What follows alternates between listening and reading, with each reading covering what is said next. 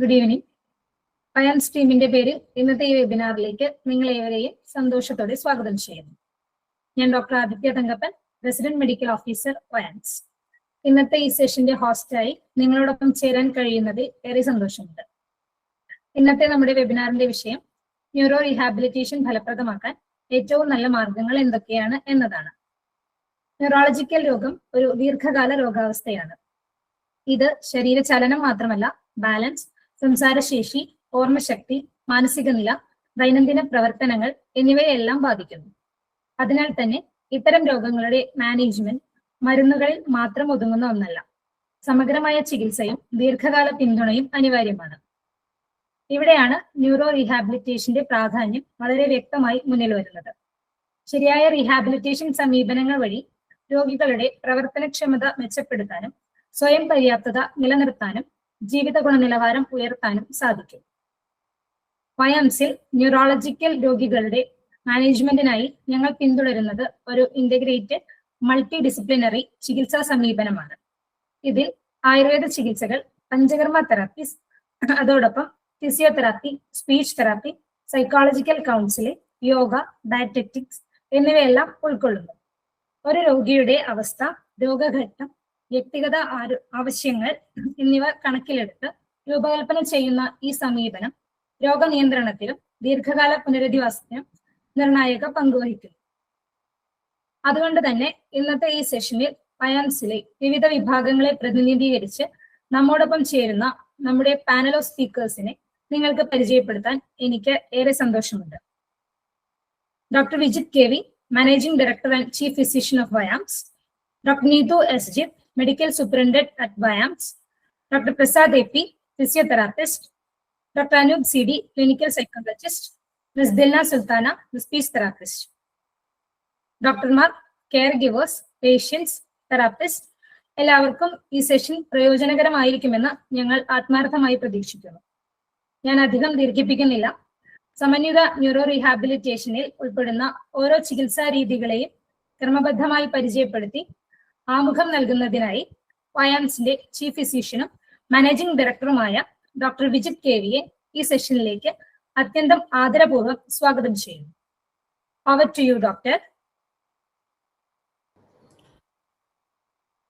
എല്ലാവർക്കും നമസ്കാരം. Good evening. Thank you doctor Aditya for the invite. അപ്പോൾ ഡോക്ടർ ആദിത്യ പറഞ്ഞു, ഇന്ന് ന്യൂറോ റീഹാബിലിറ്റേഷനെ കുറിച്ചിട്ടാണ് ഇന്നത്തെ നമ്മുടെ ഈ സെഷൻ, ഈ വെബിനാർ വരുന്നത്. I hope I M audible, correct? Yes. Thank you. Okay, അപ്പോൾ ന്യൂറോ റീഹാബിലിറ്റേഷനെ പറഞ്ഞുകൊണ്ട് തന്നെ തുടങ്ങാം. പിന്നീട് നമ്മുടെ സ്പെഷ്യാലിറ്റി ആയിട്ടുള്ള പാർക്കിൻസൺസിലേക്കും മറ്റും നമുക്ക് വിശദമായിട്ട് വരാം. ന്യൂറോ റീഹാബിലിറ്റേഷൻ ഇത് കേവലം ഒരു ചികിത്സയായിട്ട് നമുക്കതിനെ വിലയിരുത്താൻ സാധിക്കില്ല. അതിന് നമുക്ക് ഒരു യാത്രയായിട്ട് വേണമെങ്കിൽ വിശേഷിപ്പിക്കാം. അതായത് രോഗിയും രോഗിയുടെ ഒപ്പം കുടുംബവും അവരെ ചികിത്സിക്കുന്നവരും ഒരു ടീമായിട്ട് നടത്തുന്ന ഒരു യാത്രയായിട്ട് നമുക്കിതിനെ അസസ് ചെയ്യാവുന്നതാണ്, അല്ലെങ്കിൽ മനസ്സിലാക്കാവുന്നതാണ്. നമ്മൾ പലപ്പോഴും രോഗം വന്നതിന് ശേഷം ചികിത്സയെ കുറിച്ചിട്ട് ചിന്തിക്കുന്നു.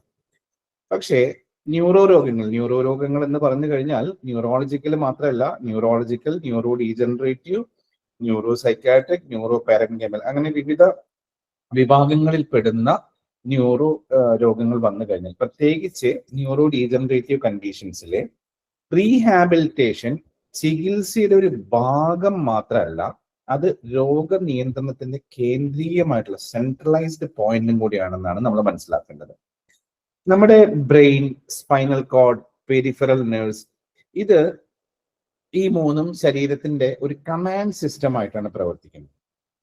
ഈ സിസ്റ്റത്തിൽ ഒരു ചെറിയ മാറ്റം വന്നാലും അതിന്റെ impact, movement, speech, swallowing, mood, sleep, digestion എല്ലായിടത്തും കാണാൻ നമുക്ക് സാധിക്കും. ന്യൂറോ റീഹാബിലിറ്റേഷൻ എന്നത് എന്താണ് എന്ന് സിമ്പിൾ ആയിട്ട് പറഞ്ഞാൽ, ബ്രെയിനും ബോഡിക്കും വീണ്ടും കോർഡിനേറ്റ് ചെയ്യാൻ സഹായിക്കുന്ന ഒരു സ്ട്രക്ചേർഡ് ആയിട്ടുള്ള മെഡിക്കൽ അപ്രോച്ചിനെയാണ് ന്യൂറോ റീഹാബിലിറ്റേഷൻ എന്ന് പറയുന്നത്. അപ്പോൾ ഇത് 3 പ്രധാന ലക്ഷ്യങ്ങളുണ്ട്. ഒന്നാമത്തേതായിട്ട് ഫങ്ഷണൽ ഇൻഡിപെൻഡൻസ് മെയിൻറ്റെയിൻ ചെയ്യുക എന്നുള്ളതാണ് ആദ്യത്തെ നമ്മുടെ ടാർഗറ്റ് അല്ലെങ്കിൽ ആദ്യത്തെ ലക്ഷ്യം എന്ന് പറയുന്നത്. രണ്ടാമത്തേതായിട്ട് ഡിസീസ് പ്രോഗ്രഷൻ. ഇത് പൊതുവെ ഇത്തരത്തിലുള്ള ന്യൂറോ ഡീജനറേറ്റീവ് അല്ലെങ്കിൽ ന്യൂറോ സൈക്കാട്രിക് ഡിസീസുകളെല്ലാം ഒരു ലോങ് ടേം അല്ലെങ്കിൽ ക്രോണിക് ഡിസീസസ് എന്നറിയുന്നത് കൊണ്ട് അല്ലെങ്കിൽ ഒരു പ്രോഗ്രസീവ് ഡിസീസ് എന്നറിയുന്നത് കൊണ്ട് ഈ ഡിസീസ് പ്രോഗ്രഷൻ സ്ലോ ചെയ്യാൻ നമുക്ക് സപ്പോർട്ട് ചെയ്യാൻ നമുക്ക് സാധിക്കും. മൂന്നാമതായിട്ട് പേഷ്യന്റിന്റെ ക്വാളിറ്റി ഓഫ് ലൈഫ് ഇംപ്രൂവ് ചെയ്യാൻ തീർച്ചയായിട്ടും സഹായിക്കും. ഇപ്പോൾ ഒരു എക്സാമ്പിൾ, ഒരു ക്ലിനിക്കൽ റിയാലിറ്റി ഞാൻ പറയാം. ഇപ്പോൾ പാർക്കിൻസൺസ് റിലേറ്റഡ് ആയിട്ടാണ് നമ്മുടെ സ്ഥാപനത്തിൽ ഏറ്റവും കൂടുതൽ പേഷ്യൻസ് വരുന്നത്. പല പാർക്കിൻസൺ പേഷ്യന്റും വരുമ്പോൾ തന്നെ അവർ ചോദിക്കുന്നത് ഒരു ചോദ്യം മാത്രമാണ്, ഡോക്ടറെ ഇത് കംപ്ലീറ്റ്ലി മാറുമോ? അപ്പൊ എന്താണ് നമ്മൾ പറയേണ്ടത്? നമ്മൾ ഹോണസ്റ്റ് ആയിട്ടുള്ള ഹോപ്പ് അവർക്ക് നൽകേണ്ടതായിട്ടുണ്ട്. ഫോൾസ് ഹോപ്പ് ഒരിക്കലും നൽകാൻ പാടില്ല. ന്യൂറോ റീഹാബിലിറ്റേഷൻ എന്നത് ഒരു മിറാക്കിൾ ക്യൂർ അല്ല, പക്ഷേ ഡിസീസ് ജേണി മീനിങ് ഫുൾ ആക്കാൻ കഴിയുന്ന ഒരു സയൻസ് ആണ് ന്യൂറോ റീഹാബിലിറ്റേഷൻ എന്ന് പറയുന്നത്. ആയുർവേദ പെർസ്പെക്റ്റീവിൽ നോക്കുമ്പോൾ ഇത് വളരെ ഫാമിലിയർ ആയിട്ടുള്ള ഒരു കോൺസെപ്റ്റ് ആണ്. നമ്മൾ ആയുർവേദത്തിൽ പറയുന്നത് വ്യാധി ചികിത്സ മാത്രമല്ല, വ്യാധി നിവാരണം, ധാതുബലവർദ്ധനം, ഓജസ്സിന്റെ മെയിൻ്റനൻസ്. വ്യാധി എന്ന് പറഞ്ഞു കഴിഞ്ഞാൽ അസുഖം. അപ്പൊ അസുഖത്തിന് ചികിത്സിക്കലോ അല്ലെങ്കിൽ അസുഖത്തിൽ ഇല്ലാതാക്കലോ മാത്രമല്ല, ധാതു, നമ്മുടെ ആയുർവേദത്തിൽ ധാതുക്കളെ കുറിച്ചിട്ട് വളരെ വിശദമായിട്ട് പറയുന്നുണ്ട്. ആ ധാതുക്കളുടെ ബലം വർദ്ധിപ്പിക്കേണ്ടതായിട്ടുണ്ട്. ഒപ്പം തന്നെ നമ്മുടെ ഓജസ് കൃത്യമായി നിലനിർത്തി പോവുകയും വേണം. മോഡേൺ സയൻസ് അല്ലെങ്കിൽ അലോപ്പതി എന്ന് പറയുന്നത് neuro plasticity, functional compensation, neural adaptation, ഈ 3 കാര്യങ്ങളാണ്. അപ്പൊ ഇവ തമ്മിൽ ശരിക്കും പറഞ്ഞു കഴിഞ്ഞാൽ ഒരു കോൺഫ്ലിക്റ്റ് ഇല്ല. ആക്ച്വലി ഇത് രണ്ടും, ആയുർവേദമാണെങ്കിലും അലോപ്പതി ആണെങ്കിലും മോഡേൺ മെഡിസിൻ ആണെങ്കിലും, ഇവ ഒരേ ഡയറക്ഷനിലേക്ക് തന്നെയാണ് പോകുന്നത്. അപ്പൊ ന്യൂറോ റീഹാബിലിറ്റേഷൻ ഏർലി സ്റ്റാർട്ട് ചെയ്താൽ ഔട്ട്കം സിഗ്നിഫിക്കൻ്റ്ലി ബെറ്റർ ആണ്. ലേറ്റ് സ്റ്റേജിൽ പോലും സിംറ്റത്തിന്റെ ബേർഡൻ കുറയ്ക്കാൻ നമുക്ക് സാധിക്കാറുണ്ട്. അതുപോലെ തന്നെ കോംപ്ലിക്കേഷൻസ് ഡിലേ ചെയ്യാം. കെയർ ഗിവറുടെ ബേർഡൻ നമുക്ക് കുറയ്ക്കാൻ സാധിക്കുന്നുണ്ട്. കാരണം കെയർ ഗിവർ വളരെ ഏറ്റവും ഇമ്പോർട്ടൻറ്റ് റോളാണ് ഒരു പാർക്കിൻസൺസ് ഡിസീസ് അല്ലെങ്കിൽ ന്യൂറോ ഡീജനറേറ്റീവ് പേഷ്യന്റിനെ ഏറ്റവും ആവശ്യമായിട്ടുള്ള ഒരാളാണ് കെയർ ഗിവർ എന്ന്. പ്രത്യേകിച്ച് അഡ്വാൻസ് സ്റ്റേജസിൽ കെയർ ഗിവർ ഇല്ലാണ്ട് ഒരിക്കലും അവർക്ക് മുന്നോട്ട് പോകാൻ സാധിക്കില്ല. അപ്പൊ ഇത് നമ്മൾ മനസ്സിലാക്കേണ്ടത് വളരെ പ്രധാനമായിട്ടുള്ള ഒരു കാര്യമാണ്. കാരണം പാർക്കിൻസൺസ് ഡിസീസ് പോലുള്ള രോഗങ്ങൾ ഒരു സ്പ്രിന്റ് റേസ് അല്ല, മറിച്ച് അതൊരു മാരത്തോൺ ആണ്. നമുക്ക് സ്പെസിഫിക് ആയിട്ട് പാർക്കിൻസൺസ് ഡിസീസിനെ കുറിച്ചിട്ട് സംസാരിക്കുകയാണെന്നുണ്ടെങ്കിൽ, പാർക്കിൻസൺ ഡിസീസ് പൊതുവെ അറിയപ്പെടുന്നത് ഒരു മൂവ്മെന്റ് ഡിസോർഡർ എന്ന് നമ്മൾ പറയാറുണ്ട്. പക്ഷേ റിയാലിറ്റിയിൽ ഇതൊരു ഹോൾ ബോഡി ന്യൂറോ കണ്ടീഷനാണ്. നമ്മുടെ ബ്രെയിനിലെ സബ്സ്റ്റാൻഷ്യ നൈഗ്ര എന്ന ഭാഗത്ത് ഡോപ്പമിൻ പ്രൊഡ്യൂസിങ് സെൽസ് ഗ്രാജുവലി നശിക്കുന്നു. അത് പല കാരണങ്ങൾ കൊണ്ട് നമുക്ക് ഈ പറയുന്ന ഡീജനറേഷൻ നമുക്ക് സംഭവിക്കാം. ഒന്നുകിൽ പാരമ്പര്യമായിട്ടുള്ള ഘടകങ്ങളാവാം, അല്ലെങ്കിൽ നമുക്ക് തലയിലേൽക്കുന്ന ഇന്റേണൽ ആയിട്ടുള്ള ഏതെങ്കിലും ഇഞ്ചുറി കൊണ്ടാവാം, എക്സ്റ്റേണൽ ആയിട്ടുള്ള ട്രോമകൾ കൊണ്ടാവാം, ദീർഘകാലത്ത് എന്തെങ്കിലും മരുന്ന് കഴിച്ചത് കൊണ്ടുള്ള സൈഡ് എഫക്റ്റ് കൊണ്ടാവാം, എന്തെങ്കിലും ക്ലിനിക്കൽ ഇമ്പാക്ട് കൊണ്ടാവാം, മുൻപ് നമുക്ക് കുട്ടിക്കാലത്തോ അല്ലെങ്കിൽ വളരെ മുൻപ് വന്നു പോയിട്ടുള്ള ഏതെങ്കിലും ന്യൂറോളജിക്കൽ ആയിട്ടുള്ള അസുഖങ്ങൾ മറ്റ് ഒരു വാസ്കുലർ പാർക്കിൻസൺ ആയിട്ട് വരുന്നതാവാം. അങ്ങനെ പല കാരണങ്ങൾ കൊണ്ട് ഈ പറയുന്ന ഡോപ്പമിന്റെ പ്രൊഡക്ഷൻ കുറയാറുണ്ട്. ഇതൊന്നുമല്ലാതെ ഒരു 60ഓ 70ഓ വയസ്സിന് ശേഷം ഗ്രാജുവൽ ആയിട്ട് നമ്മുടെ സെറിബ്രൽ അട്രോപ്പി എന്ന് പറയുന്ന ഒരു കാര്യം വരുന്നത് കൊണ്ടും ഈ പറയുന്ന ഡോപ്പമിന്റെ പ്രൊഡക്ഷൻ നമുക്ക് കുറയാറുണ്ട്. അപ്പോൾ ഡോപ്പമിൻ എന്ന് പറയുന്നത് ന്യൂറോ ട്രാൻസ്മിറ്റർ ആണ്. ഡോപ്പമിൻ എന്താണ് ശരിക്കും ചെയ്യുന്നത്? ഡോപ്പമിൻ നമ്മുടെ മൂവ്മെന്റ് സ്മൂത്ത് ആക്കാൻ സഹായിക്കുന്നു, മോട്ടോർ കോർഡിനേഷൻ മെയിൻറ്റെയിൻ ചെയ്യുന്നു. പക്ഷേ ഡോപ്പമിൻ മാത്രമല്ല കേട്ടോ, ശരിക്കും സെറാട്ടോണിൻ, ഓട്ടോണോമിക് പാത്വേസ്, ഇതൊക്കെ ലേറ്റ് സ്റ്റേജിൽ ഒരുപാട് ന്യൂറോ ട്രാൻസ്മിറ്റേഴ്സ്, അഡ്രിനാലിൻ, സെറാട്ടോണിൻ എന്നുകൊണ്ട് ഒരുപാട് ന്യൂറോ ട്രാൻസ്മിറ്റേഴ്സ്, ഇതെല്ലാം ലേറ്റർ സ്റ്റേജിൽ ഇൻവോൾവ് ചെയ്യും. അതുകൊണ്ട് തന്നെ ഒരു Parkinson symptoms patient to patient vary ചെയ്യും. ഒരു പേഷ്യന്റിൽ ചിലപ്പോൾ ട്രെമർ കൂടുതലായിരിക്കും, മറ്റൊരാളിൽ സ്റ്റിഫ്നെസ് അല്ലെങ്കിൽ റിജിഡിറ്റി ആയിരിക്കും കൂടുതൽ ഉണ്ടായിരിക്കും. മറ്റൊരാളിൽ നോൺ മോട്ടോർ സിംറ്റംസ് ആയിരിക്കും ഒരു പക്ഷേ ഡൊമിനേറ്റ് ചെയ്യുന്നതുണ്ടായിരിക്കാം. ഇത് എക്സ്പ്ലെയിൻ ചെയ്യാൻ ഞാൻ പേഷ്യൻസിനോട് പറയാറുണ്ട്. അപ്പോൾ ശരിക്കും പറയുകയാണെങ്കിൽ പാർക്കിൻസൺ ഡിസീസ് ഒരേ സിലബസ് ആണ്, പക്ഷേ ഓരോ പേഷ്യന്റിനും ഡിഫറെന്റ് ക്വസ്റ്റ്യൻ പേപ്പർ ആണ് പാർക്കിൻസൺ ഡിസീസ് എന്ന് പറയുന്നത്. സൈൻസ് ആൻഡ് സിംറ്റംസ് പ്രധാനമായിട്ട് നമ്മുടെ കഴിഞ്ഞ വെബിനാറിലൊക്കെ നമ്മൾ ഏർലി സിംറ്റംസും അതിന്റെ റെഡ് ഫ്ലാഗ്സ് ഒക്കെയാണ് നമ്മൾ പറഞ്ഞുകൊണ്ട് പോയത്. നിങ്ങൾക്ക് അത് നോക്കിയാൽ അറിയാം, മുമ്പത്തെ വെബിനാറുകളിലെ വീഡിയോസ് എല്ലാം അവൈലബിൾ ആണ്, അത് നോക്കിയാൽ അറിയാം. അപ്പൊ സൈൻസ് ആൻഡ് സിംറ്റംസ് രണ്ട് മേജർ കാറ്റഗറീസിലാണ് വരുന്നത്. അപ്പൊ അതിൽ മോട്ടോർ സിംറ്റംസും നോൺ മോട്ടോർ സിംറ്റംസും. നമുക്ക് എല്ലാവർക്കും അറിയാവുന്നതുപോലെ മോട്ടോർ സിംറ്റംസ് ട്രാപ്പ് പ്രധാനമായിട്ട് നമ്മുടെ cardinal symptoms of Parkinson disease എന്ന് പറഞ്ഞ് tremor, rigidity, akinesia and postural instability എന്ന് പറയുന്ന 4 കാര്യങ്ങളാണ്. അതല്ലാതെയും ഒരുപാട് മോട്ടോർ സിംറ്റംസ് ഉണ്ട്. നോൺ മോട്ടോർ സിംറ്റംസ് പറയുകയാണെന്നുണ്ടെങ്കിൽ സ്ലീപ്പ് ഇഷ്യൂസ് ഉണ്ടാവും, കോൺസ്റ്റിപ്പേഷൻ പ്രോബ്ലം ഉണ്ടാവും, depression, anxiety, apathy, memory issues, swallowing difficulty, speech volume reduction, ഇങ്ങനെ കുറെ കാര്യങ്ങൾ നമുക്ക് ഉണ്ടാവാറുണ്ട്. നോൺ മോട്ടോർ സിംറ്റംസ് പലപ്പോഴും ഏർലി ആയിട്ട് തുടങ്ങും, നമ്മൾ അറിയില്ല. ഒരു കോൺസ്റ്റിപ്പേഷൻ നമുക്ക് വന്നു കഴിഞ്ഞാൽ നമ്മൾ ആരെങ്കിലും വിചാരിക്കുമോ ഇതിൽ 10 വർഷം കഴിഞ്ഞാൽ നമുക്കിത് പാർക്കിൻസൺ ആയി മാറാൻ സാധ്യത ഉണ്ടെന്ന്? ഒരു പേഷ്യന്റ് എന്റെ അടുത്ത് വന്നിട്ട് കോൺസ്റ്റിപ്പേഷൻ ആണ് ഡോക്ടർ എന്ന് പറഞ്ഞു കഴിഞ്ഞാൽ എനിക്കും ഒരിക്കലും പറയാൻ സാധിക്കില്ല നിങ്ങൾക്ക് ഒരു 10 15 വർഷത്തിന് ശേഷം പാർക്കിൻസൺ എന്നുള്ളത്. പക്ഷേ ഞാൻ നേരത്തെ കുറച്ച് കാരണങ്ങൾ പറഞ്ഞില്ലേ, പാരമ്പര്യത്തിന്റെ ഘടകം, നമുക്കുണ്ടായിട്ടുള്ള ഏതെങ്കിലും രീതിയിലുള്ള ഹെഡ് ഇഞ്ചുറീസ്, ദീർഘകാലം മരുന്ന് കഴിച്ചിട്ടുള്ള ഹിസ്റ്ററി, കെമിക്കൽ ഇന്ററാക്ഷൻസ്, ഇത് ഏതെങ്കിലും ഉള്ള ഒരാൾക്ക് ഇത്തരത്തിലുള്ള സ്ലീപ്പ് ഇഷ്യൂസോ സ്ട്രെസ്സോ കോൺസ്റ്റിപ്പേഷനോ വന്നു കഴിഞ്ഞാൽ അപ്പൊ തീർച്ചയായിട്ടും നമ്മൾ അതിനെക്കുറിച്ച് കാര്യമായിട്ട് ചിന്തിച്ചു തുടങ്ങണം. സീരിയസ് ആയിട്ട് നമ്മൾ ചിന്തിച്ചു തുടങ്ങിക്കഴിഞ്ഞാൽ നമുക്കതിനെ ഒരു പരിധി വരെ നമുക്കതിനെ തടഞ്ഞു നിർത്താൻ സാധിക്കും. സ്റ്റേജസിനെ കുറിച്ച് പറയുകയാണെങ്കിൽ സിമ്പിൾ ആയിട്ട് പറഞ്ഞു കഴിഞ്ഞാൽ 3 സ്റ്റേജ് ആയിട്ട് പറയാം.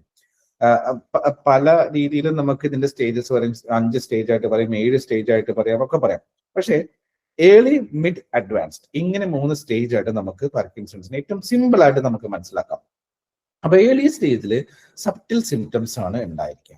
മിഡ് സ്റ്റേജിൽ ഫങ്ഷണൽ ഡിഫിക്കൽട്ടി സ്റ്റാർട്ട് ചെയ്യും. അതായത് ഫങ്ഷണൽ ഡിഫിക്കൽട്ടി എന്ന് പറഞ്ഞു കഴിഞ്ഞാൽ ഷർട്ടിന്റെ ബട്ടൺ ഇടുക, ഹാൻഡ് റൈറ്റിംഗ്, നമ്മളൊരു ജോലിക്ക് പോകുന്ന കാര്യങ്ങൾ, നമ്മുടെ ഡെയിലി ആക്ടിവിറ്റീസ്, ഇതിനെയാണ് ഫങ്ഷണൽ ആയിട്ടുള്ള കാര്യങ്ങൾ എന്ന് പറയുന്നത്. അഡ്വാൻസ് സ്റ്റേജിൽ തീർച്ചയായിട്ടും അസിസ്റ്റൻസ് ആവശ്യമാണ്. നമുക്കൊരു പക്ഷേ ഒരു വീൽ ചെയറോ അല്ലെങ്കിൽ ഒരു ബെഡ് റിഡനോ ആയി പോയി കഴിഞ്ഞാൽ തീർച്ചയായിട്ടും നമുക്ക് അസിസ്റ്റൻസ് ആവശ്യമായി വരുന്നുണ്ട്. ഇതിന്റെ പ്രോഗ്നോസിസ് എന്ന് പറയുന്നത് വളരെ സെൻസിറ്റീവ് ആയിട്ടുള്ള ഒരു വിഷയമായിട്ട് വേണം നമ്മൾ ഇതിനെ മനസ്സിലാക്കാനായിട്ട്. നമ്മൾ വളരെ റിയലിസ്റ്റിക് ആയിട്ട് വേണം ഈ പാർക്കിൻസൺ പോലെയുള്ള ന്യൂറോ ഡീജനറേറ്റീവ് ഡിസീസസ് അല്ലെങ്കിൽ മെഡിക്കൽ റീഹാബിലിറ്റേഷൻ നമ്മൾ സമീപിക്കുന്നതിന് വേണ്ടിയിട്ട്. പക്ഷേ ഒരിക്കലും ഈ പറയുന്ന ന്യൂറോ റീഹാബിലിറ്റേഷൻ എന്ന് പറയുന്നത് ഹോപ്പ്ലെസ് അല്ല എന്നുള്ളത് നമ്മൾ ഉറപ്പായിട്ടും നമ്മൾ മനസ്സിലാക്കണം. നമ്മളത് ബോധ്യത്തിൽ വരുത്തുകയും വേണം. അപ്പൊ പാർക്കിൻസൺസ് ഒരു പ്രോഗ്രസീവ് ഡിസീസ് ആണ്, അല്ലെങ്കിൽ ഏതൊരു ന്യൂറോ ഡീജനറേറ്റീവ് ഡിസീസും ഒരു പ്രോഗ്രസീവ് ഡിസീസ് ആണ്. പക്ഷേ പ്രോഗ്രഷന്റെ സ്പീഡ് അല്ലെങ്കിൽ ആ പ്രോഗ്രസ് ചെയ്യുന്ന രീതി ഒരിക്കലും ഒരേപോലെ ആവണമെന്നില്ല. ഏർലി റീഹാബിലിറ്റേഷൻ ബെറ്റർ ഫങ്ഷണൽ റിസർവിലേക്ക് ഒരു രോഗിയെ എത്തിക്കുന്നു. അതുപോലെ തന്നെ multidisciplinary care complication delay ആക്കാൻ സഹായിക്കുന്നു. Lifestyle plus therapy integration better അഡാപ്റ്റേഷനെ ഒരു പേഷ്യന്റിന് സഹായിക്കുന്നു. ലോങ് ടേം കൗൺസിലിംഗ് വളരെ പ്രധാനമാണ് ഏതൊരു ന്യൂറോ ഡീജനറേറ്റീവ് ഡിസീസസിന്റെയും ഈ പറയുന്ന ന്യൂറോ റീഹാബിലിറ്റേഷൻ. അപ്പോൾ പേഷ്യന്റിനോട് അല്ലെങ്കിൽ ഇതിന്റെ കെയർ ഗീവേഴ്സിനോട്, ഫാമിലി മെമ്പേഴ്സിനോട് നമ്മൾ പറയേണ്ടത്, അല്ലെങ്കിൽ ഞാൻ പറയുന്നത് എന്താ വെച്ചാൽ, നമ്മൾ ഡിസീസിനെ മാത്രം ട്രീറ്റ് ചെയ്യുന്നില്ല. നിങ്ങളുടെ ജീവിതം ഇനി ബാക്കിയുള്ള ലൈഫ് എൻറ്റയർലി സപ്പോർട്ട് ചെയ്യുക എന്നുള്ളൊരു പ്രോസസ്സാണ് നമ്മൾ ഇവിടെ ഈ ന്യൂറോ റീഹാബിലിറ്റേഷനിൽ കൃത്യമായി ചെയ്യേണ്ടത്. ഇപ്പോ നമ്മുടെ hospital doctor K V Vijayan institute of Ayurveda medical സയൻസിൽ ഇന്റഗ്രേറ്റഡ് അപ്രോച്ചിനെ കുറിച്ചിട്ട് ഞാൻ ചില കാര്യങ്ങൾ പറഞ്ഞുകൊണ്ട് നമുക്ക് അടുത്ത സെഷനിലേക്ക് നമുക്ക് കടക്കാം. ഇന്റഗ്രേറ്റഡ് ഒരു ന്യൂറോ റീഹാബ് നമ്മളൊരു യുണീക് ട്രീറ്റ്മെന്റ് പ്രോട്ടോകോൾ ആണ് നമ്മൾ ഇവിടെ സെറ്റ് ചെയ്ത് വെച്ചത്. ഏകദേശം ഒരു 20 വർഷത്തോളമായിട്ട് നമ്മൾ ഈ ട്രീറ്റ്മെന്റ് പ്രോട്ടോകോൾ നമ്മൾ ഫോളോ ചെയ്യുന്നുണ്ട്. അപ്പൊ അതിലെ ഒരു single modality treatment neuro degenerative ഡിസീസസിൽ സഫീഷ്യന്റ് അല്ല എന്നുള്ള ബോധ്യത്തിന്റെ അടിസ്ഥാനത്തിൽ ഒരുപാട് രോഗികളെ കണ്ട് അവരുടെ ബുദ്ധിമുട്ടുകൾ അറിഞ്ഞ് അവർക്ക് വേണ്ട കാര്യങ്ങൾ ചെയ്തു കൊടുത്തതിന്റെ അടിസ്ഥാനത്തിലാണ് ഇത്തരത്തിലുള്ള ഒരു ഇന്റഗ്രേറ്റഡ് ന്യൂറോ റീഹാബിലിറ്റേഷൻ പ്രോട്ടോകോൾ നമ്മൾ ഇവിടെ സെറ്റ് ചെയ്തിട്ടുള്ളത്. അപ്പൊ അതില് മെഡിക്കേഷൻ മാത്രം ആണ് എന്നുണ്ടെങ്കിൽ, ഇപ്പോൾ മെഡിക്കേഷൻ എന്ന് പറഞ്ഞു കഴിഞ്ഞാൽ ഓൾറെഡി ഇവിടെ വരുന്ന പേഷ്യൻസ് എല്ലാം അലോപ്പതി മെഡിസിൻസ് അല്ലെങ്കിൽ കൺവെൻഷണൽ മെഡിസിൻസ് കഴിച്ചുകൊണ്ടാണ് നമ്മൾ പറയാറുള്ളത്. പക്ഷേ അതിൻ്റെ ഒരു ന്യൂനത എന്താന്ന് വെച്ച് കഴിഞ്ഞാൽ അത്തരത്തിലുള്ള മെഡിക്കേഷൻസ് മോട്ടോർ സിംറ്റംസിനെ ഒരു പക്ഷേ ഹെൽപ്പ് ചെയ്തേക്കാം, അതിനെ ഡിസപ്പിയർ ചെയ്യാൻ ഹെൽപ്പ് ചെയ്തേക്കാം. പക്ഷെ ഒരിക്കലും ആ മെഡിസിൻസ് എക്സിസ്റ്റിംഗ് ആയിട്ടുള്ള ബ്രെയിൻ സെൽസിനെ പ്രൊട്ടക്ട് ചെയ്യാനോ അങ്ങനെ ഒരു ആന്റി ഓക്സിഡന്റ് പ്രോപ്പർട്ടി അത്തരം മെഡിസിൻസിനില്ല. അപ്പൊ നമ്മൾ അവരോട് ഒരിക്കലും ആ മരുന്ന് നമ്മൾ നിർത്താൻ നമ്മൾ അഡ്വൈസ് ചെയ്യാറില്ല. ഒപ്പം തന്നെ നമ്മുടെ ആയുർവേദത്തിലുള്ള നമ്മുടെ ഫാർമസിയിൽ തന്നെ ഉണ്ടാക്കുന്ന ഇതിന് വേണ്ടിയിട്ടുള്ള സ്പെഷ്യാലിറ്റി മെഡിസിൻസ് മോട്ടോർ സിംറ്റംസിനെ അഡ്രസ് ചെയ്യുന്നതോടൊപ്പം തന്നെ എക്സിസ്റ്റിംഗ് ആയിട്ടുള്ള ഹെൽത്തി ബ്രെയിൻ സെൽസിനെ പ്രൊട്ടക്ട് ചെയ്യുക എന്നുള്ള ഒരു കാര്യം കൂടെ മുൻനിർത്തിക്കൊണ്ടുള്ള മെഡിക്കേഷൻസ് നമ്മൾ പ്രൊവൈഡ് ചെയ്യാറുണ്ട്. ഇപ്പോ റീഹാബിലിറ്റേഷന് മാത്രമായിട്ട് ഇപ്പൊ ചില ആൾക്കാർ മരുന്നുകൾ അല്ലെങ്കിൽ ഇതിന് മരുന്നൊന്നും ഇല്ല എന്നൊക്കെ വിശ്വസിച്ചുകൊണ്ട് ചില എക്സസൈസുകളോ സംഭവങ്ങളോ മാത്രം ചെയ്യേണ്ടത്. അത് തീർച്ചയായിട്ടും എന്താണ്, മൂവ്മെന്റിനെ അവരുടെ മൊബിലിറ്റിന് തീർച്ചയായിട്ടും ഹെൽപ്പ് ചെയ്യും. ഇനി വേറെ കൗൺസിലിംഗ് പോലെയുള്ള സംഭവങ്ങളോ അത്തരത്തിലുള്ള ഇമോഷണൽ ആയിട്ടുള്ള കാര്യങ്ങൾ അഡ്രസ് ചെയ്യണമെങ്കിൽ ഇമോഷണൽ ആയിട്ടുള്ള അഡാപ്ഷൻ ഹെൽപ്പ് ചെയ്യും തീർച്ചയായിട്ടും. പക്ഷേ ഡിസീസ് ഹോൾ സിസ്റ്റമാണ്. നമ്മുടെ വാൻസിന്റെ ഫിലോസഫി വളരെ സിമ്പിൾ ആണ്. Integration is not optional, it is essential. ആയുർവേദം ഇവിടെ എന്ത് റോൾ പ്ലേ ചെയ്യുന്നു? ആയുർവേദം ഒരു ന്യൂറോ സപ്പോർട്ടീവ് അല്ലെങ്കിൽ ഒരു ന്യൂറോ പ്രൊട്ടക്റ്റീവ് മെഡിസിൻ ആണ്. സിസ്റ്റത്തിന്റെ റെസ്റ്റോറേറ്റീവ് സയൻസ് ആണ് ആയുർവേദം എന്ന് പറയുന്നത്. പഞ്ചകർമ്മ, അപ്പൊ ഈ ആയുർവേദ ന്യൂറോ സപ്പോർട്ടീവ് മെഡിസിൻ എന്ന് പറഞ്ഞാൽ നമ്മൾ അകത്തേക്ക് കഴിക്കുന്ന കഷായങ്ങള്, ഗുളികകള് അല്ലെങ്കിൽ മറ്റ് കഴിക്കുന്നതായിട്ടുള്ള എല്ലാ മരുന്നുകളാണ് ആയുർവേദ ന്യൂറോ സപ്പോർട്ടീവ് മെഡിസിൻ എന്ന് പറയുന്നത്. പഞ്ചകർമ്മ ന്യൂറോ ഡീജനറേഷനിലെ റോൾ എന്താന്ന് വെച്ചാൽ ഇൻഫ്ലമേറ്ററി ലോഡ് റെഡ്യൂസ് ചെയ്യാൻ സപ്പോർട്ട് ചെയ്യുന്നു. ഒപ്പം തന്നെ സർക്കുലേറ്ററി എഫിഷ്യൻസി ഇംപ്രൂവ് ചെയ്യാൻ സപ്പോർട്ട് ചെയ്യുന്നു. ഗട്ട് ബ്രെയിൻ ആക്സിസ് ബാലൻസ് ചെയ്യാൻ സപ്പോർട്ട് ചെയ്യുന്നു. കാരണം നമ്മുടെ സെക്കൻഡ് ബ്രെയിൻ എന്നറിയപ്പെടുന്ന ഗട്ട്, ആ ഗട്ടും ബ്രെയിനും തമ്മിലുള്ള ഒരു ആക്സിസ് ബാലൻസ് ചെയ്യാൻ തീർച്ചയായിട്ടും ആയുർവേദം വളരെയധികം ഹെൽപ്പ് ചെയ്യാറുണ്ട്.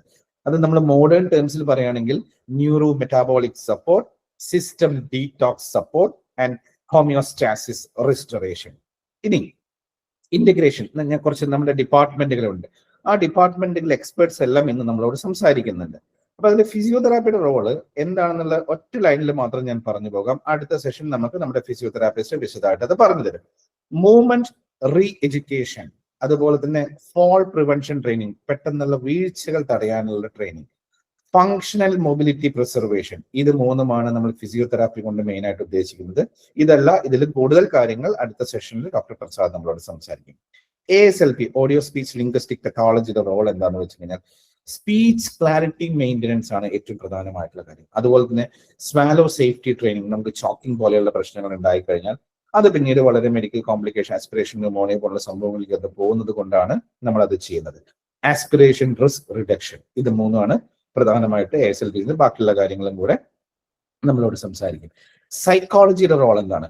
Chronic disease acceptance support. നമ്മൾ ഇതൊരു ക്രോണിക് ഡിസീസ് എന്ന് പറഞ്ഞു കഴിഞ്ഞാൽ ദീർഘകാല പരിചരണം ആവശ്യമുള്ള അല്ലെങ്കിൽ ജീവിതകാലം മുഴുവൻ നമുക്ക് പരിചരണം ആവശ്യമുള്ള അസുഖങ്ങളെയാണ് ക്രോണിക് ഡിസീസ് എന്ന് പറയുന്നത്. അപ്പൊ അത് നമ്മൾ അക്സെപ്റ്റ് ചെയ്യണം. അത് നമ്മൾ റിയാലിറ്റി ആണ് എന്ന് നമ്മൾ മനസ്സിലാക്കിക്കൊണ്ട് നമ്മൾ അക്സെപ്റ്റ് ചെയ്യണം. ഇപ്പോ ഒരു ചെറിയൊരു ഉദാഹരണം പറയാം. നമ്മളൊരു ഡോക്ടറെ അടുത്ത് പോയി നിങ്ങൾക്ക് ഡയബറ്റീസ് ആണെന്ന് പറഞ്ഞ് നമുക്കൊരു ഞെട്ടലും ഉണ്ടാക്കുന്നില്ല. പക്ഷേ നിങ്ങൾക്ക് പാർക്കിൻസൺ ആണെന്ന് പറഞ്ഞ് നമ്മൾ പെട്ടെന്ന് ഞെട്ടിപ്പോകുന്നു, നമ്മൾ ഭയങ്കര ഡിപ്രസ്ഡ് ആയി പോകുന്നു. എന്തുകൊണ്ടാണ്? ഡയബറ്റീസിനെ കുറിച്ചിട്ട് നമുക്ക് കൃത്യമായിട്ടുള്ള ഒരു നോളജ് ഉണ്ട്, ഡയബറ്റീസിനെ കുറിച്ചിട്ട് നമുക്ക് അവബോധമുണ്ട്, ഡയബറ്റീസിനെ കുറിച്ച് എല്ലാം നമുക്കറിയാം. പക്ഷെ പാർക്കിൻസൺസിനെ കുറിച്ചിട്ട് നമുക്ക് വളരെ കുറച്ചേ അറിയുള്ളൂ. അപ്പൊ അതുകൊണ്ട് തന്നെ അത് വിശദമായിട്ട് പറഞ്ഞ് മനസ്സിലാക്കി തന്നെ തീർച്ചയായിട്ടും ഒരു സൈക്കോളജിസ്റ്റിന് നമുക്ക് സാധിക്കും. കെയർ ഗിവർ കൗൺസിലിംഗ്, രോഗിയുടെ ഒപ്പം തന്നെ പരിചരിക്കേണ്ട ആളാണ് കെയർ ഗിവർ എന്നുള്ള അവർക്കുള്ള കൗൺസിലിംഗ്. അതുപോലെ തന്നെ ഡിപ്രഷൻ മാനേജ്മെന്റ് സപ്പോർട്ടും കൂടെ നമുക്ക് ചെയ്യാൻ സാധിക്കും. നമ്മുടെ നാച്ചുറോപ്പതി ഡിപ്പാർട്ട്മെന്റിൻ്റെതായിട്ടുള്ള യോഗ ഒരു ബ്രീത്ത് മൂവ്മെന്റ് കോർഡിനേഷന് സഹായിക്കുന്നു. അതുപോലെ ബാലൻസ് ട്രെയിനിങ്ങിന് തീർച്ചയായിട്ടും ഇത് സഹായിക്കും. മൈൻഡ് ബോഡി ഇന്റഗ്രേഷനും ഇത് നമുക്ക് സഹായിക്കും. അപ്പോ ഈ എല്ലാ മൊഡാലിറ്റീസും ടുഗദർ വർക്ക് ചെയ്യുമ്പോഴാണ് ഇതിന്റെ ഔട്ട്കം എന്ന് പറയുന്നത് വളരെ സിഗ്നിഫിക്കൻ്റ്ലി ബെറ്റർ ആയിട്ട് നമുക്ക് തോന്നുന്നത്. ഞാൻ അധികം ദീർഘിപ്പിക്കുന്നില്ല. അടുത്തതായിട്ട് നമ്മുടെ ഫിസിയോതെറാപ്പി ന്യൂറോ റീഹാബിലിറ്റേഷനിൽ ഫിസിയോതെറാപ്പിയുടെ റോൾ എന്താണ് എന്നുള്ളത് നമ്മളോട് വിശദമായിട്ട് സംസാരിക്കാനായിട്ട് നമ്മുടെ ഫിസിയോതെറാപ്പിസ്റ്റ് ആയിട്ടുള്ള ഡോക്ടർ പ്രസാദ് എപിനെ ഞാൻ ഹാർദവമായി സ്വാഗതം ചെയ്യുന്നു. Over to you Prasad. Thank you. Thank you doctor Vijith. Good evening all. എല്ലാവർക്കും നമസ്കാരം. പാർക്കിൻസൺസിൽ ഈ ഇന്റഗ്രേറ്റഡ് അപ്രോച്ച് എന്താണെന്നുള്ളതിനെ കുറിച്ച് ഡോക്ടർ വിജിത്ത് വളരെ വ്യക്തമായി പറഞ്ഞു തന്നു കഴിഞ്ഞു. ഇനി അതിന്റെ റീഹാബിലിറ്റേഷനിൽ ഫിസിയോതെറാപ്പിസ്റ്റിന്റെ ഭാഗം, അത് ഫിസിയോതെറാപ്പിസ്റ്റിന്റെ റോൾ എന്താണെന്നുള്ളത് ഒന്ന് ബ്രീഫ് ചെയ്തു തരാം. പാർക്കിൻസൺ രോഗികളിൽ റീഹാബിലിറ്റേഷന് വളരെ പ്രധാനപ്പെട്ട പങ്കുണ്ട്. ഇത് പ്രവർത്തനപരമായ പരിമിതികൾ കുറയ്ക്കാനും രോഗിയുടെ പ്രവർത്തനങ്ങളിൽ പങ്കാളിത്തവും സ്വാതന്ത്ര്യവും വർദ്ധിപ്പിക്കാനും സഹായിക്കുന്നു. പാർക്കിൻസൺ രോഗത്തിന്റെ അനുബന്ധ പ്രശ്നങ്ങൾ കുറയ്ക്കുകയോ തടയുകയോ ചെയ്യുന്നതിന് ജീവിത നിലവാരം മെച്ചപ്പെടുത്തുന്നതിനും റീഹാബിലിറ്റേഷൻ സഹായിക്കുന്നു. ഈ റീഹാബിലിറ്റേഷൻ ഗ്രൂപ്പിൽ സാധാരണയായി ഉൾപ്പെടുന്നത് ഫിസിഷ്യൻസ്, ഫിസിയോതെറാപ്പിസ്റ്റുമാർ, ഒക്യുപേഷണൽ തെറാപ്പിസ്റ്റുമാർ, സ്പീച്ച് ലാംഗ്വേജ് പാത്തോളജിസ്റ്റ്, അതുപോലെ സൈക്കോളജിസ്റ്റ് തുടങ്ങിയവരാണ്. രോഗിയെ വിശദമായി പരിശോധിക്കുകയും വിലയിരുത്തുകയും ചെയ്തതിനു ശേഷം രോഗിയുടെ വ്യക്തിഗത ക്ലിനിക്കൽ പ്രശ്നങ്ങൾ, അതായത് ഓരോരുത്തർക്കും ഡിഫറെന്റ് ആയിരിക്കും അവരുടെ സൈൻ ആൻഡ് സിംറ്റംസ്, അതുപോലെ ആശങ്കകൾ, ആവശ്യങ്ങൾ എന്നിവ പരിഗണിച്ച് സമഗ്രമായ ഒരു ചികിത്സാ പദ്ധതിയാണ് തയ്യാറാക്കുന്നത്. പാർക്കിൻസൺ രോഗികളിൽ ഫിസിയോതെറാപ്പിസ്റ്റുകൾ വിശദമായ പരിശോധനയും മൂല്യനിർണ്ണയവും നടത്തുന്നു. ഇതിൽ പ്രധാനമായും പരിശോധിക്കുന്നത് അവരുടെ മസ്കുലോസ്കെലറ്റൽ ഫങ്ഷൻസ്, അതുപോലെ തന്നെ മോട്ടോർ ഫങ്ഷൻസ്, അവരുടെ ഓട്ടോണോമിക് ഫങ്ഷൻസ്, അതേപോലെ തന്നെ കാർഡിയോ പൾമിനറി ഫങ്ഷൻസ് തുടങ്ങിയവയാണ്. ഇതിൽ മസ്കുലോസ്കെലറ്റൽ ഫങ്ഷൻസിൽ പ്രധാനമായും പേഷ്യൻസിന്റെ ഫ്ലെക്സിബിലിറ്റി, അതായത് ജോയിന്റുകളുടെ ചലനക്ഷമതയും പ്രത്യേകിച്ച് സ്പൈൻ ഉൾപ്പെടെയുള്ള ഭാഗങ്ങളുടെ ചലനപരിധിയുമാണ് പരിശോധിക്കുന്നത്. ഇനി പോസ്റ്റർ, മുന്നോട്ട് കുനിഞ്ഞ നില, സ്റ്റൂപ്ഡ് പോസ്റ്റർ ആയിരിക്കും ഒട്ടുമിക്ക പേഷ്യൻസിലും ഉണ്ടാവുന്നത്. അപ്പൊ അതിനുള്ള വ്യതിയാനങ്ങൾ വിലയിരുത്തുന്നു. പിന്നെ അതുപോലെ തന്നെ മസിൽ പെർഫോമൻസ്, പേശികളുടെ ശക്തിയും എൻഡൂറൻസും, അതായത് സഹനശേഷിയും പരിശോധിക്കുന്നു. പാർക്കിൻസൺ രോഗത്തിലെ മോട്ടോർ പ്രവർത്തനങ്ങൾ, അതായത് മോട്ടോർ ഫങ്ഷൻസ് എന്ന് വെച്ച് കഴിഞ്ഞാൽ ഇവർക്ക് റിജിഡിറ്റി ഉണ്ടാവും. നമുക്ക് എല്ലാവർക്കും ആയിരിക്കും അവരുടെ മസിൽസ് ഭയങ്കര സ്റ്റിഫ് ആയിരിക്കും. അപ്പൊ അത് ഏത് ടൈപ്പ് ഓഫ് റിജിഡിറ്റി ആണെന്നുള്ളത്, ലെഡ് പൈപ്പ് ആണോ കോഗ് വീൽ റിജിഡിറ്റി ആണോ എന്ന് പരിശോധിക്കുന്നു. അതുപോലെ ബ്രാഡിക്കൈനീസിയ എന്ന് വെച്ച് കഴിഞ്ഞാൽ ചലനങ്ങളുടെ മന്ദഗതി. അത് ആരംഭഘട്ടങ്ങളിൽ ചലനങ്ങൾ മന്ദഗതിയിലായിരിക്കും, പിന്നീട് രോഗം പുരോഗമിക്കുമ്പോൾ അത് അങ്ങനെ ചലനങ്ങൾ പതുക്കെ നിൽക്കുകയും ചെയ്യാം. പിന്നീട് വരുന്നതാണ് ട്രമർ ഏത് ഭാഗത്താണ് കാണപ്പെടുന്നത്, എത്രത്തോളം തുടരുന്നു, അതിന്റെ ഗുരുതരത്വം എത്രമാത്രം എന്നിവ രേഖപ്പെടുത്തുന്നു. റെസ്ട്രിങ് ട്രമർ ആണോ അതോ ചലനത്തിനിടെ ഉണ്ടാകുന്ന ട്രമർ ആണോ എന്നും പ്രവർത്തനങ്ങളെ എത്രത്തോളം ബാധിക്കുന്നു എന്നും നോക്കേണ്ടതുണ്ട്. അടുത്തത് പോസ്റ്റർ ഇൻസ്റ്റബിലിറ്റി, ഈ ബാലൻസ് പ്രശ്നങ്ങൾ. ഇവര് ചിലപ്പോൾ നടക്കുമ്പോൾ വീഴാൻ പോകും, അല്ലെങ്കിൽ നടന്ന് തിരിയുമ്പോൾ വീഴാൻ പോകും. അപ്പൊ ഇങ്ങനെയുള്ള ബാലൻസ് പ്രശ്നങ്ങൾ ഉണ്ടോ എന്ന് പരിശോധിക്കുന്നു. അടുത്തത് ഗെയിറ്റ് എന്ന് പറഞ്ഞു കഴിഞ്ഞാൽ ഇവര് നടക്കുന്നതിനാണ് ഗെയിറ്റ് എന്ന് പറയുന്നത്. പാർക്കിൻസൺ രോഗികൾക്ക് നടക്കുവാനുള്ള വേഗം കൈവരിക്കാനും നിലനിർത്താനുള്ള ബുദ്ധിമുട്ട് കാണപ്പെടാറുണ്ട്. ചിലർക്ക് ചെറിയ ചൂടുകളായിരിക്കും, ചിലർക്ക് ഷഫ്ലിംഗ് ഗെയിറ്റ് ആയിരിക്കും, ചിലർക്ക് ട്രങ്ക് റൊട്ടേഷൻ കുറവായിരിക്കും. ട്രങ്ക് റൊട്ടേഷൻ എന്ന് പറയുമ്പോൾ നമ്മുടെ അപ്പർ ബോഡി നടക്കുമ്പോൾ അങ്ങനെ സ്റ്റിഫായി പിടിക്കും ഇവര്. ഇതിന്റെ റൊട്ടേഷൻ വളരെ കുറയും. കൈകളുടെ സ്വാഭാവിക ചലനം കുറയും, അതായത് കൈ വീശില്ല നടക്കുമ്പോൾ. അതേപോലെ ഫ്ലെക്സ്ഡ് ട്രങ്ക് പോസ്റ്റർ, കുനിഞ്ഞുള്ള നടത്തം, ഫെസിനേറ്റിംഗ് ഗേറ്റ്, ചെറിയ സ്റ്റെപ്പ് വെച്ച് വീഴാൻ പോകുന്ന പോലുള്ള ഗേറ്റ്, ഇടയ്ക്ക് സ്പീഡ് കൂടും, ഇടയ്ക്ക് സ്പീഡ് കുറയും. അപ്പൊ ഇതൊക്കെ രൂപപ്പെടുന്നുണ്ട്. ഇനി ഈ പാർക്കിൻസൺ രോഗികളിൽ ഓട്ടോണമിക് ലക്ഷണങ്ങൾ ശ്രദ്ധിക്കണം. ഉദാഹരണത്തിന് ഡ്രൂളിംഗ്, അമിതമായിട്ടുള്ള തുപ്പലൊഴുകുന്ന അവസ്ഥയാണ് ഡ്രൂളിംഗ് എന്ന് പറയുന്നത്. അതുപോലെ തന്നെ എക്സസീവ് സ്വെറ്റിംഗ് കാണും, അമിതമായ വേർപ്പ് കാണും. പിന്നെ ഓർത്തോസ്റ്റാറ്റിക് ഹൈപ്പോടെൻഷൻ എന്ന് പറയും. അതെന്താന്ന് വെച്ച് കഴിഞ്ഞാൽ ശരീരനില അങ്ങനെ മാറുമ്പോൾ രക്തസമ്മർദ്ദം കുറയുന്ന ഒരു അവസ്ഥയാണ് ഈ ഓർത്തോസ്റ്റാറ്റിക് ഹൈപ്പോടെൻഷൻ. അപ്പൊ ഇതൊക്കെ നോക്കേണ്ടതുണ്ട്. ഇനി അതുപോലെ തന്നെ പാർക്കിൻസൺ രോഗികളിലെ കാർഡിയോ പൾമിനറി പ്രവർത്തനങ്ങളായ heart rate, BP, respiratory rate, അവരുടെ chest wall mobility, thoracic expansion എന്നിവയും നോക്കേണ്ടതുണ്ട്. ഇനി വിശദമായ ഈ ഒക്കെ പരിശോധന, ഇതൊക്കെ നമ്മൾ വിശദമായിട്ട് പരിശോധിക്കണം. ഇതൊക്കെ വിശദമായി പരിശോധനയ്ക്ക് ശേഷം ഫിസിയോതെറാപ്പിസ്റ്റുകൾ പാർക്കിൻസൺ രോഗികളെ 4 ഘട്ടങ്ങളായിട്ടാണ് തിരിക്കുന്നത്. അതായത് early stage, early middle stage, late middle stage, late stage, ഇങ്ങനെ 4 ഘട്ടങ്ങളായിട്ടാണ് നമ്മൾ ഈ രോഗികളെ തരംതിരിക്കുന്നത്. ഇതിൽ പാർക്കിൻസൺ രോഗത്തിന്റെ പ്രാരംഭഘട്ടം, അതാണ് ഏർലി സ്റ്റേജ്. ഈ ഘട്ടത്തിൽ രോഗികൾ സാധാരണയായി പൂർണ്ണമായി പ്രവർത്തനക്ഷമരായിരിക്കും. ഒരു ഭാഗത്ത് മാത്രം ട്രമറോ റിജിഡിറ്റിയോ കാണപ്പെടാം. ഈ ഒരു ഘട്ടത്തില് നമ്മൾ പ്രിവെന്റീവ് ടൈപ്പ് ഓഫ് എക്സസൈസസ് ആണ് കൊടുക്കുന്നത്. Preventive type. ഇനി അടുത്ത സ്റ്റേജ്, അതായത് പാർക്കിൻസൺസിന്റെ ഏർലി മിഡിൽ സ്റ്റേജ്. ഈ ഘട്ടത്തിൽ രോഗികൾ ഇരുവശങ്ങളിലും ബ്രാഡിക്കൈനീസിയ ഉണ്ടാവും, റിജിഡിറ്റി ഉണ്ടാവും, അതുപോലെ ലഘുവായ സംസാര പ്രശ്നങ്ങൾ, മുന്നോട്ട് കുനിഞ്ഞ നില, നടത്തത്തിന് പ്രശ്നങ്ങൾ ആരംഭിക്കുക എന്നിവ കാണുന്നു. ഇത്തരത്തിലുള്ള കേസുകളിൽ കറക്റ്റീവ് എക്സസൈസസ് പ്രോഗ്രാം അതാണ് നമ്മൾ കൊടുക്കുന്നത്. ഇനി അടുത്ത സ്റ്റേജ് ആയ ലേറ്റ് മിഡിൽ സ്റ്റേജ്.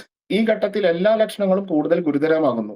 എന്നിരുന്നാലും രോഗികൾ സാധാരണയായി അവരുടെ ദൈനംദിന പ്രവർത്തനങ്ങൾ സ്വയം ചെയ്യാൻ കഴിയും. പക്ഷേ ചെറിയ സഹായം വേണ്ടി വന്നേക്കാം. ബാലൻസ് പ്രശ്നങ്ങളും ഉണ്ടാകാം. ഈ ഒരു ഇങ്ങനത്തെ കേസുകളിൽ നമ്മൾ കോമ്പൻസേറ്ററിയും കറക്റ്റീവുമായ വ്യായാമങ്ങളാണ് നൽകുന്നത്. അടുത്തത് പാർക്കിൻസൺ രോഗത്തിന്റെ വൈകിയ ഘട്ടം, അതായത് ലേറ്റ് സ്റ്റേജ്. ഈ ഘട്ടത്തിൽ രോഗികൾ ഗുരുതരമായ വൈകല്യവും പ്രവർത്തനക്ഷമത കുറവും അനുഭവപ്പെടുന്നു. ദൈനംദിന പ്രവർത്തനങ്ങളിൽ ചെയ്യാൻ മറ്റുള്ളവരുടെ സഹായം ആശ്രയിക്കുകയും ചെയ്യുന്നു. ഈ ഒരു ഘട്ടത്തിൽ അവർക്ക് നമ്മൾ കോമ്പൻസേറ്ററി എക്സസൈസസ് കൊടുക്കണം. അതേപോലെ ആഹാരവുമായി ബന്ധപ്പെട്ട പരിചരണം കൊടുക്കണം. Skin care, hygiene care, pulmonary function care എല്ലാം ശ്രദ്ധിക്കണം. ഇനി പാർക്കിൻസൺ രോഗികളിൽ നമ്മൾ എന്തൊക്കെയാണ് നമ്മൾ ഇവരെ ചെയ്യുന്നതെന്ന് നോക്കാം. അപ്പോൾ നമ്മൾ ഓരോ ഘട്ടമായിട്ട് ഇവരെ തിരിച്ചു. ഇനി നമ്മുടെ ചികിത്സാ രീതി എങ്ങനെയെന്ന് നോക്കാം. ഫിസിക്കൽ തെറാപ്പിയും അതുപോലെ തന്നെ ഔഷധ ചികിത്സയും ഒന്നിപ്പിച്ച് അങ്ങനെ ഒന്നിച്ചിട്ടുള്ള ഒരു സമീപന ചികിത്സ പാർക്കിൻസൺ രോഗത്തിന്റെ നിയന്ത്രണത്തിൽ പ്രധാന പങ്ക് വഹിക്കുന്നുണ്ട്. ഫിസിയോതെറാപ്പിസ്റ്റുകൾ പാർക്കിൻസൺ രോഗികളെ വിവിധ മേഖലകളിൽ സഹായിക്കുന്നു. ഉദാഹരണത്തിന് അവരുടെ മോട്ടോർ ലേണിംഗ് സ്കിൽസ്, അതുപോലെ exercise training, balance training, locomotor training, cardio pulmonary training, എല്ലാത്തിലും ഫിസിയോതെറാപ്പിസ്റ്റുകൾ വളരെയധികം അവരെ സഹായിക്കുന്നുണ്ട്. ഇതിൽ മോട്ടോർ ലേണിംഗ് സ്ട്രാറ്റജീസ് എന്താണെന്ന് നോക്കാം. ഈ രോഗികളിൽ ദീർഘവും സങ്കീർണവുമായ ചലനങ്ങൾ നമ്മൾ ഒഴിവാക്കാണ് ചെയ്യേണ്ടത്. അത് ചെറിയ ഘട്ടങ്ങളായി അങ്ങനെ വിഭജിച്ച് കൊടുക്കുകയാണ് ഏറ്റവും നല്ലത്. അതുപോലെ തന്നെ ചലനക്ഷമത മെച്ചപ്പെടുത്താനായി രോഗിയെ ഡുവൽ ടാസ്കിങ് ഒഴിവാക്കാം. രണ്ട് കാര്യങ്ങൾ ഒരുമിച്ച് ചെയ്യുക എന്ന് പറയില്ലേ, ഒരുമിച്ചിട്ട് ആ ടൈപ്സ് ഓഫ് എക്സസൈസ് ഒക്കെ നമുക്ക് ഒഴിവാക്കാം. ഇങ്ങനത്തെ ഈ motor compensatory learning strategies, motor learning strategies ശരിയാക്കാൻ വേണ്ടിയിട്ട്. അതേപോലെ നമ്മൾ നിലത്ത് വരച്ച അങ്ങനെ സ്റ്റേഷനറി ഫ്ലോർ മാർക്കിംഗ് ഉപയോഗിച്ച് രോഗികളെ നടത്തം പ്രാക്ടീസ് ചെയ്യിപ്പിക്കാം. കൂടാതെ ചെറിയ ഉയരമുള്ള അങ്ങനെ ഹേർഡിൽസ് ഉണ്ട്, ട്രാൻസ്പോർട്ടബിൾ ഹേർഡിൽസ്, ചെറിയ ഹൈറ്റ് ഉള്ള ഹേർഡിൽസ്, ചെറിയ ഉയരം ഉണ്ടോ, വലുത് പറ്റില്ല, ചെറിയ ഉള്ള ഹേർഡിൽസ് ഉപയോഗിച്ച് രോഗിയെ അതിന് മുകളിലൂടെ ചുവട് വയ്ക്കാൻ പരിശീലിപ്പിക്കുകയൊക്കെ ചെയ്യാം. അതുപോലെ തന്നെ പാർക്കിൻസൺ രോഗത്തിലെ വ്യായാമ ചികിത്സ, വ്യായാമ പരിശീലനം, എക്സസൈസ് പ്രോഗ്രാം എന്താന്ന് പറയാം. വ്യായാമ പരിശീലനത്തിൽ പ്രധാനമായും ഉൾപ്പെടുന്നത് റിലാക്സേഷൻ ടെക്നിക്സ്, ഫ്ലെക്സിബിലിറ്റി വ്യായാമങ്ങൾ, ശക്തിവർദ്ധക വ്യായാമങ്ങൾ, ഫങ്ഷണൽ ട്രെയിനിങ് എന്നിവയാണ്. ഇതിൽ റിലാക്സേഷൻ എക്സസൈസസ് എന്താന്ന് വെച്ച് കഴിഞ്ഞാൽ റിജിഡിറ്റി ഉണ്ടാകുന്ന സമയത്ത് ഇവർക്ക് അമിതമായ പേശിമുറുക്കം ഉണ്ടാവും. അപ്പൊ അത് കുറയ്ക്കാനാണ് ഈ റിലാക്സേഷൻ എക്സസൈസസ് കൊടുക്കുന്നത്. അത് ഉദാഹരണം നമ്മളൊരു തെറാപ്പി ബോൾ അല്ലെങ്കിൽ വെസ്റ്റിബുലാർ ബോളൊക്കെ ഉപയോഗിച്ചിട്ട് അതിന്റെ മുകളിൽ പേഷ്യന്റിനെ ഇരുത്തിയിട്ട് പതിയെ ഒരു ചെറിയ റോക്കിംഗ് മൂവ്മെന്റ്സ് ഒക്കെ കൊടുത്തിട്ട് നമുക്ക് റിലാക്സേഷൻ എക്സസൈസസ് ചെയ്യിപ്പിക്കാം. ബ്രീത്തിങ് എക്സസൈസ് ഒരു നല്ലൊരു റിലാക്സേഷൻ എക്സസൈസസ് ആണ്. അതേപോലെ യോഗ, ചെറിയ രീതിയിലുള്ള യോഗ വ്യായാമങ്ങളും ഒരു റിലാക്സേഷൻ ടൈപ്പ് ഓഫ് എക്സസൈസ് തന്നെയാണ്. അടുത്തതായി ഫ്ലെക്സിബിലിറ്റി മെച്ചപ്പെടുത്തുന്നതിനായി അവർക്ക് ആക്റ്റീവും പാസീവുമായ റേഞ്ച് ഓഫ് മോഷൻ എക്സസൈസും നമുക്ക് കൊടുക്കാൻ സാധിക്കും. അത് ദുർലഭമായ നീണ്ടുപോയിട്ടുള്ള എക്സ്റ്റൻസർ പേശികളെ ശക്തിപ്പെടുത്തുകയും മുറുകിയ ഫ്ലെക്സർ പേശികളെ നീട്ടുകയും ചെയ്യുന്ന രീതിയിലാണ് വ്യായാമങ്ങൾ നൽകേണ്ടത്. അപ്പൊ അത് വളരെ മൈൻഡിൽ വേണം. നമ്മൾ ഈ ടൈറ്റ് ആയിട്ടുള്ള സ്ട്രക്ചേഴ്സിനെ സ്ട്രെച്ച് ചെയ്യലും അതേപോലെ ലൂസായി കിടക്കുന്ന മസിൽസിനെയാണ് സ്ട്രോങ് ആക്കി എടുക്കേണ്ടത്. അത് ഫിസിയോതെറാപ്പിസ്റ്റ് വളരെ കെയർഫുൾ ആയിട്ട് ചെയ്യേണ്ട ഒരു സംഭവമാണ്. അതുപോലെ തന്നെ പേശികളുടെയും സന്ധികളുടെയും ചുറ്റുമുള്ള ജോയിന്റ് ക്യാപ്സ്യൂൾ, ലിഗമെന്റുകൾ എന്നിവയുടെ മുറുക്കം കുറയ്ക്കുന്നതിനായി പേശികൾക്ക് സ്ട്രെച്ചിങ് വ്യായാമങ്ങളും നൽകാം. ദിവസവും കുറച്ച് സമയം രോഗിയെ കമിഴ്ത്തി കടത്തുന്നത് കൈകാലുകളിലും ട്രങ്കിലും ഉണ്ടാകുന്ന ഫ്ലെക്ഷൻ കോൺട്രാക്ചർ കുറയ്ക്കാനും സഹായിക്കുന്നു.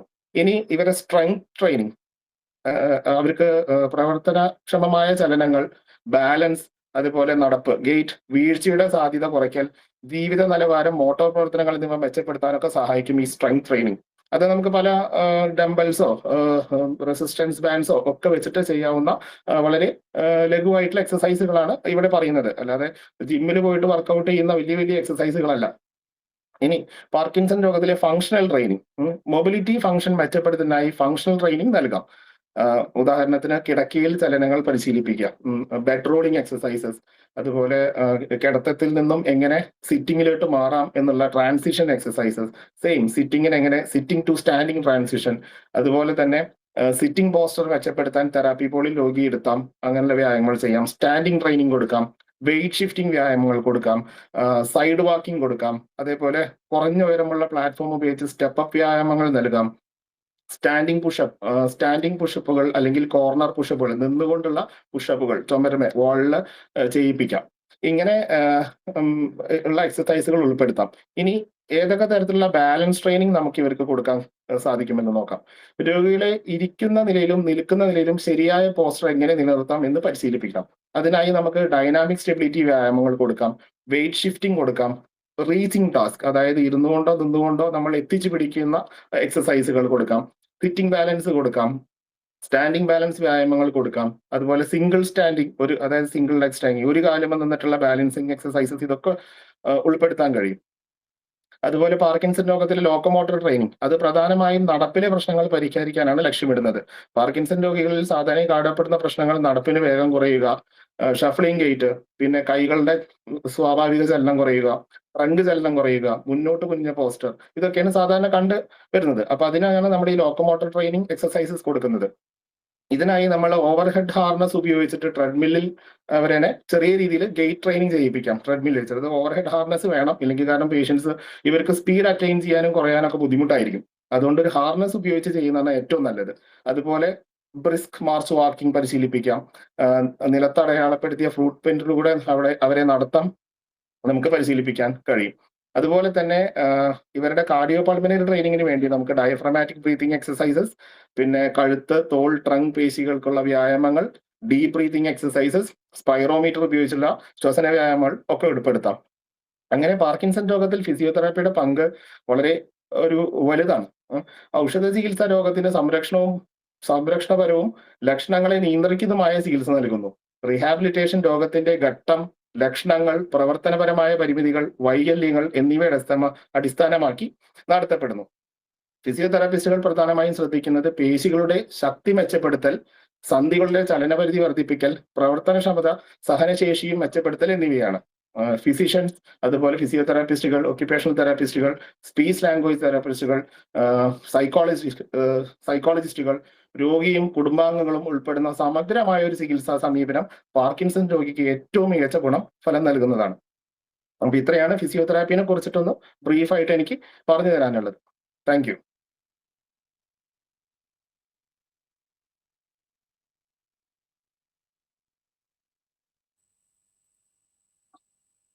Thank you, Dr. Prasad, for this wonderful session.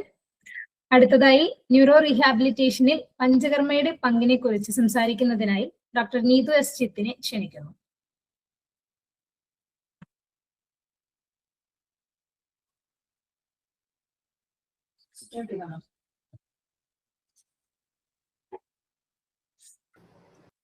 എല്ലാവർക്കും നമസ്കാരം.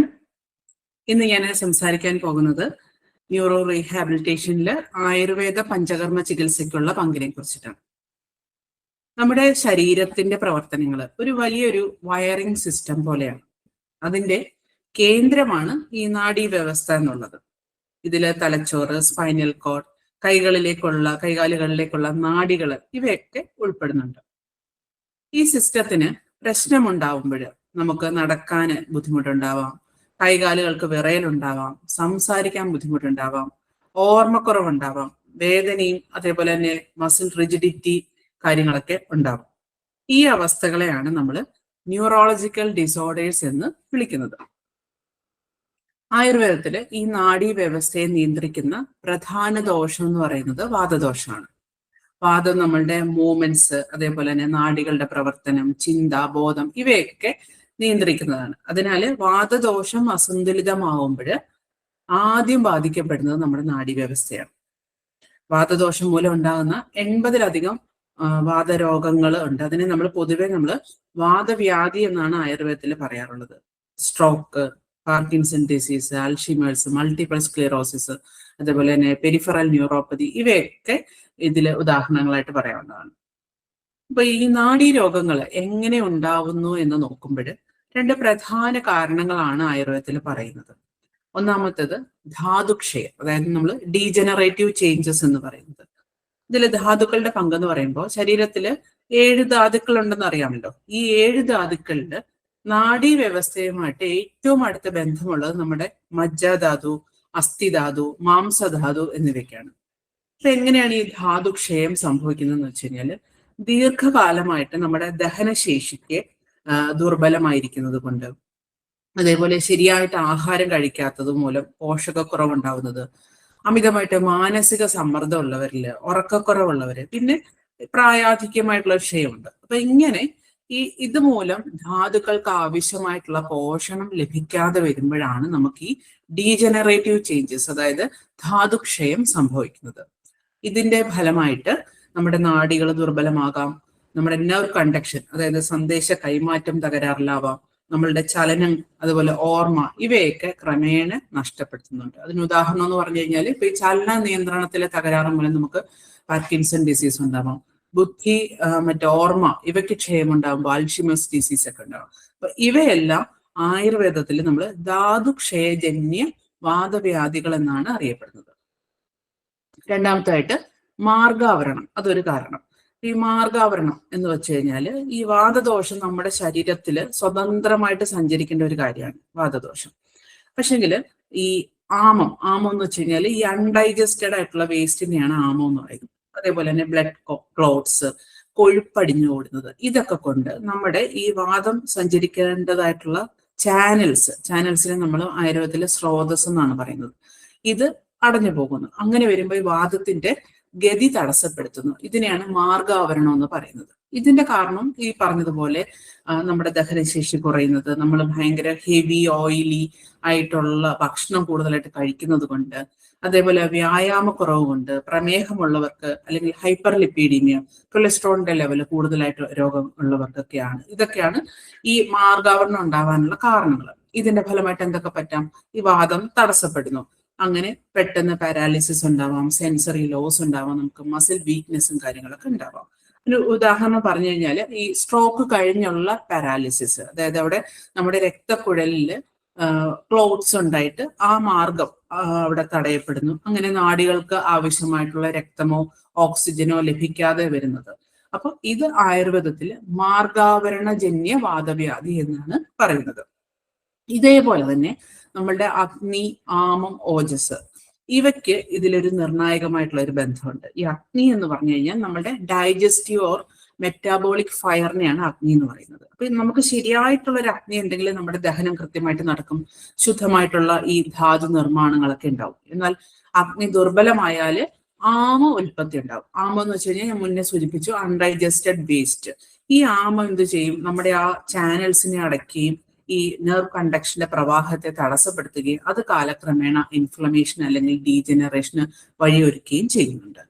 അടുത്ത പോയിന്റ് എന്ന് വെച്ചാൽ ഓജസിന്റെ കാര്യം. ഓജസ് എന്ന് പറയുമ്പോൾ നമ്മുടെ വൈറ്റൽ ഇമ്മ്യൂണിറ്റി ആൻഡ് സ്ട്രെങ്തിനെയാണ് ഓജസ് എന്നുള്ള പദം കൊണ്ട് അർത്ഥമാക്കുന്നത്. അപ്പോൾ നമ്മുടെ പ്രതിരോധ ശക്തി, അത് ഈ ദീർഘകാലം ഈ ആമം ഇങ്ങനെ കെട്ടിക്കിടക്കുമ്പോൾ നമ്മുടെ ഓജസിനെ അത് ക്ഷയിപ്പിക്കും. ഈ ഓട്ടോ ഇമ്മ്യൂൺ ന്യൂറോളജിക്കൽ ഡിസോർഡേഴ്സ് ആയിട്ടുള്ള മൾട്ടിപ്പിൾ സ്ക്ലിറോസിസ് ഒക്കെ ഈ ഒരു ഗണത്തിലാണ് ഉൾപ്പെടുന്നത്. ഓക്കെ, അപ്പൊ ഇതാണ് നമ്മുടെ ആയുർവേദ രീതിയാല് വാതരോഗങ്ങൾ, അതായത് ന്യൂറോളജിക്കൽ ഡിസോർഡേഴ്സ് എന്താണ്, അതെങ്ങനെയാണ് ഉണ്ടാവുന്നത് എന്നുള്ളതിന്റെ ഒരു ചുരുക്കമായിട്ടുള്ള കാര്യം. ഇനി നമ്മൾ ചികിത്സയിലേക്ക് വരുമ്പോൾ ആയുർവേദ ചികിത്സ എന്ന് പറയുന്നത് നമ്മൾ ലക്ഷണം മാത്രമല്ല നോക്കുന്നത്. ഈ വാദം എന്തുകൊണ്ട് ദുഷ്ടമായി, ധാതുക്കൾ എന്തുകൊണ്ട് ക്ഷയിച്ചു, ഈ ഇമ്മ്യൂണിറ്റി എന്തുകൊണ്ട് തകരുന്നു എന്നിങ്ങനെ റൂട്ട് കോസ് ബേസ്ഡ് ആയിട്ടുള്ള ട്രീറ്റ്മെന്റ് ആണ് നമ്മൾ ആയുർവേദത്തിൽ നൽകുന്നത്. അതിൽ ഈ പഞ്ചകർമ്മ ആയുർവേദത്തിലെ നമ്മുടെ ശരീരം ശുദ്ധീകരിക്കുന്ന 5 പ്രധാന ചികിത്സയുടെ ഒരു സമ്പ്രദായമാണ്. ഇതില് ശരീരത്തിൽ അടിഞ്ഞുകൂടിയിട്ടുള്ള വിഷമാലിന്യങ്ങളെ പുറത്താക്കുക, അതായത് ആമം എന്ന് പറയുന്നതിനെ, ടോക്സിൻസിനെ പുറത്തു കളയുക, നമ്മൾ കഴിക്കുന്ന മരുന്നിന്റെ ഫലം കൂട്ടുക, നാഡികൾക്ക് പോഷണം നൽകുക, വാതത്തെ ശമിപ്പിക്കുക, ശരീരത്തിന്റെ മൊത്തത്തിലുള്ള ഹീലിംഗ് കപ്പാസിറ്റി ഉയർത്തുക എന്നതാണ് ആയുർവേദ പഞ്ചകർമ്മ ട്രീറ്റ്മെന്റ് ചെയ്യുന്നത് കൊണ്ടുള്ള ഉദ്ദേശം. ഇത് നമ്മളൊരു 3 ഘട്ടങ്ങളായിട്ടാണ് നടപ്പിലാക്കുന്നത്. ആദ്യത്തെ ഘട്ടം എന്ന് പറഞ്ഞു കഴിഞ്ഞാൽ പൂർവ്വഘട്ടം, അതായത് ശരീരത്തെ പ്രധാന ചികിത്സയ്ക്ക് തയ്യാറാക്കുന്ന ഘട്ടം എന്നാണ് പറയുന്നത്. നമ്മൾ മുന്നേ പറഞ്ഞു, നമ്മുടെ ഡൈജസ്റ്റീവ് സിസ്റ്റം തകരാറിലാകുന്നു, നമുക്ക് ആമം ഫോം ചെയ്യുന്നു എന്നൊക്കെ പറഞ്ഞു. അപ്പൊ ഇതിനെയൊക്കെ ഒന്ന് ഇംപ്രൂവ് ചെയ്യിക്കാനുള്ളതാണ് ഈ നമ്മുടെ പൂർവ്വഘട്ടത്തിൽ ചെയ്യുന്നത്. അതിൽ നമ്മൾ ദീപന പാചനങ്ങളായിട്ടുള്ള, ദീപനം എന്ന് പറയുമ്പോൾ നമ്മുടെ ദഹനശേഷി കൂട്ടാന്, പാചനം എന്ന് വെച്ച് കഴിഞ്ഞാൽ ഈ ടോക്സിൻസിനെ കുറയ്ക്കാനുള്ള ചികിത്സകൾ, അതോടൊപ്പം സ്നേഹനം, അതായത് നമ്മൾ എണ്ണ തേക്കുന്നത്, ഉള്ളിലായിട്ടും പുറമേ ആയിട്ടൊക്കെ എണ്ണ ഉപയോഗിക്കുന്നത്, നമ്മൾ എണ്ണ തേച്ച് കുളിക്കുന്നത്, അഭ്യംഗം എന്നൊക്കെ പറയുന്നത്. ഈ അഭ്യംഗം എന്ന് പറഞ്ഞു കഴിഞ്ഞാൽ നമ്മുടെ നാഡികളിലോട്ടുള്ള രക്തയോട്ടം കൂടാന്, അതുപോലെ കൈകാലുകളുടെ സ്റ്റിഫ്നെസ് കുറയ്ക്കാന്, മൂവ്മെന്റ് റീലേണിങ്ങിനൊക്കെ സഹായിക്കുന്നുണ്ട്. അതേപോലെ നമ്മൾ ചെയ്യുന്നതാണ് സ്വേദനക്രിയ, അതായത് സ്വെറ്റിംഗ് തെറാപ്പീസ് ഒക്കെ ഉള്ളത്. അതെന്ന് വെച്ച് കഴിഞ്ഞാൽ മാംസപേശികൾ മൃദുവാക്കുകയും നടക്കാൻ എളുപ്പമാക്കാനും നമ്മുടെ വേദന കുറയ്ക്കാനും മുൻപേ പറഞ്ഞ ഫിസിയോതെറാപ്പിക്കായിട്ട് നമ്മുടെ ശരീരത്തെ തയ്യാറാക്കാനൊക്കെയാണ് സ്വേദനക്രിയ സഹായിക്കുന്നത്. അപ്പൊ നമ്മുടെ പൂർവ്വകർമ്മം കഴിഞ്ഞു. നമ്മൾ ഇനി രോഗാവസ്ഥ അനുസരിച്ചിട്ട് പ്രധാന ചികിത്സയിലേക്ക് കടക്കുന്നു. അപ്പൊ പ്രധാന ചികിത്സ എന്ന് പറയുന്നതാണ് നമ്മുടെ പഞ്ചകർമ്മങ്ങൾ എന്ന് പറയുന്നത്. അതിൽ തന്നെ വമന വിരേചനങ്ങൾ നമ്മൾ ആവശ്യമാണെങ്കിൽ അവരുടെ ശാരീരിക സ്ഥിതി, അവരുടെ ദോഷങ്ങള് അതൊക്കെ നോക്കിയിട്ടാണ് നമ്മൾ വമനം വിരേചനം ചെയ്യാറുള്ളത്. പിന്നെ നമ്മൾ ചെയ്യുന്നത് വസ്തി ചികിത്സ. വസ്തി എന്ന് പറയുന്നത് കോർ ഓഫ് ന്യൂറോ റീഹാബ് ആണ്. പിന്നെ നസ്യം, നമ്മുടെ ബ്രെയിൻ ആൻഡ് കോഗ്നിറ്റീവ് ആയിട്ടുള്ള റീഹാബിനെ സഹായിക്കുന്നത്. ശിരോധാര, തലപൊതിച്ചിൽ അല്ലെങ്കിൽ ശിരോപിജു ഒക്കെ നമ്മുടെ മൈൻഡ് ആൻഡ് നെർവ് ഹീലിങ്ങിനെ സഹായിക്കുന്നതായിരിക്കും. അപ്പൊ ഞാൻ ഈ പറഞ്ഞ വസ്തി ചികിത്സ, വസ്തി എന്ന് പറയുമ്പോൾ നാഡീരോഗങ്ങളിൽ റീഹാബിലിറ്റേഷന്റെ അടിസ്ഥാനമാണ് വസ്തി ചികിത്സ എന്നുള്ളത്. ഇത് നമ്മുടെ വാദം ആഴത്തിൽ ശമിപ്പിക്കാനും നാഡികൾക്ക് പോഷണം കൊടുക്കാനും മോട്ടോർ ആൻഡ് സെൻസറി റിക്കവറിയെ മെച്ചപ്പെടുത്താനും ഒക്കെ സഹായിക്കുന്നുണ്ട്. നസ്യം എന്ന് പറയുന്നത് തലച്ചോറിന്റെ പ്രവർത്തനത്തെ ഉത്തേജിപ്പിക്കാനും അതേപോലെ തന്നെ നമ്മുടെ സംസാരം, ഓർമ്മ ഇവയൊക്കെ മെച്ചപ്പെടുത്താനും സഹായിക്കുന്നുണ്ട്. ഈ പാർക്കിൻസൺസ് രോഗികളിൽ ഉണ്ടാകുന്ന മാസ്റ്റർ ഫേസ്, അതുപോലെ കണ്ണിനുണ്ടാവുന്ന ട്രൂത്തിങ് പോലെ, അല്ലെങ്കിൽ കണ്ണിന് ഭയങ്കര ക്ഷീണം തോന്നുന്നത്, നാവിന്റെ നിയന്ത്രണം, അതായത് സ്പീച്ച് ക്ലാരിറ്റി, വോളിയം ഒക്കെ കുറയുന്നത്. അപ്പൊ ഇതിനെയൊക്കെ ഹെൽപ്പ് ചെയ്യാൻ സഹായിക്കുന്ന പഞ്ചകർമ്മങ്ങളിൽ മെയിനാണ് നസ്യം എന്ന് പറയുന്നത്. പിന്നീടുള്ളത് ശിരോധാര, തലപൊതിച്ചില് പോലെയുള്ളത്. അത് നമ്മളുടെ മനസ്സിനെ ശാന്തമാക്കാനും ഉറക്കം മെച്ചപ്പെടുത്താനും ആങ്സൈറ്റി, ഡിപ്രഷൻ പോലെയുള്ള കാര്യങ്ങളൊക്കെ കുറയ്ക്കാനാണ് ശിരോധാര, തലപൊതിച്ചില്, ശിരോപിജു ഒക്കെ നമ്മൾ ഉപയോഗിക്കാറുള്ളത്. ഇപ്പൊ നമ്മുടെ മെയിൻ കർമ്മങ്ങൾ, പ്രധാന കർമ്മം കഴിഞ്ഞു. ഇനി പശ്ചാത് കർമ്മമായിട്ട് നമ്മൾ ചെയ്യാറുള്ളത് സംസർജന കർമ്മം എന്നിട്ടുള്ള പ്രത്യേക ഭക്ഷണക്രമങ്ങളാണ്. അപ്പൊ നമ്മൾ ഇങ്ങനെയുള്ളതൊക്കെ ചെയ്ത് കഴിയുമ്പോൾ നമ്മുടെ ഉള്ളിലുള്ള ടോക്സിൻസ് ഒക്കെ പുറത്തു പോയി നമ്മുടെ ഡൈജസ്റ്റീവ് പവറൊക്കെ നല്ലോണം കൂടിയിരിക്കുന്ന സമയമാണ്. ആ ഒരു സമയത്ത് നമ്മൾ കഴിക്കേണ്ട ഭക്ഷണം എന്ന് പറയുമ്പോൾ ചൂടുള്ളതും ലഘുവായിട്ടുള്ളതും എളുപ്പം ദഹിക്കാവുന്നതായിട്ടുള്ള ഭക്ഷണം, അതായത് കഞ്ഞി, പയറ് കഞ്ഞിയൊക്കെ കഴിക്കാം. മിതമായിട്ടുള്ള രീതിയിൽ നെയ്യ് ഉപയോഗിക്കാം, പാൽ ഉപയോഗിക്കാം. പിന്നെ അധികം കുക്ക് ചെയ്യാത്തതായിട്ടുള്ള പച്ചക്കറികൾ നമുക്ക് ഉപയോഗിക്കാവുന്നതാണ്. ഇങ്ങനെ ചെയ്യുമ്പോൾ എന്ത് പറ്റാം, നമുക്ക് ശരീരത്തെ നമുക്ക് പുനഃസ്ഥാപിക്കാനും നമ്മുടെ നാഡീശക്തി വർദ്ധിപ്പിക്കാനും വീണ്ടും രോഗം വരാതിരിക്കാൻ സഹായിക്കുന്നുണ്ട്. ഒറ്റ വാക്കിൽ പറഞ്ഞു കഴിഞ്ഞാൽ നമ്മളുടെ അഗ്നി, ഡൈജസ്റ്റീവ് പവർ നമ്മൾ ശരിയാക്കുക, ടോക്സിൻസിനെ നീക്കം ചെയ്യുക, വാദത്തെ ശമിപ്പിക്കുക, ധാതുക്കൾക്ക് പോഷണം നൽകുക, ഓജസ് അതായത് നമ്മുടെ ഇമ്മ്യൂണിറ്റി വർദ്ധിപ്പിക്കുക എന്നതാണ് ആയുർവേദ ചികിത്സയിൽ നാഡീരോഗങ്ങൾക്ക് നമ്മൾ ചെയ്യാറുള്ളത്. അപ്പൊ ഈ ന്യൂറോളജിക്കൽ ഡിസോർഡേഴ്സ് എന്ന് പറയുന്നത് നമുക്കറിയാം ദീർഘകാലമായിട്ടുള്ള ഒരു രോഗങ്ങളാണ്. അപ്പൊ ഈ ന്യൂറോ റീഹാബിലിറ്റേഷൻ എന്നത് നാഡീ വ്യവസ്ഥ രോഗങ്ങളുള്ള ഒരു വ്യക്തിയുടെ പ്രവർത്തനം മെച്ചപ്പെടുത്താന്, അവരുടെ ലക്ഷണങ്ങൾ കുറയ്ക്കാനും അവരുടെ ജീവിതത്തിന്റെ ഗുണനിലവാരം വർദ്ധിപ്പിക്കാനും ഒക്കെ ലക്ഷ്യമിട്ടിട്ടുള്ള ഒരു ചികിത്സാ പദ്ധതിയാണ്.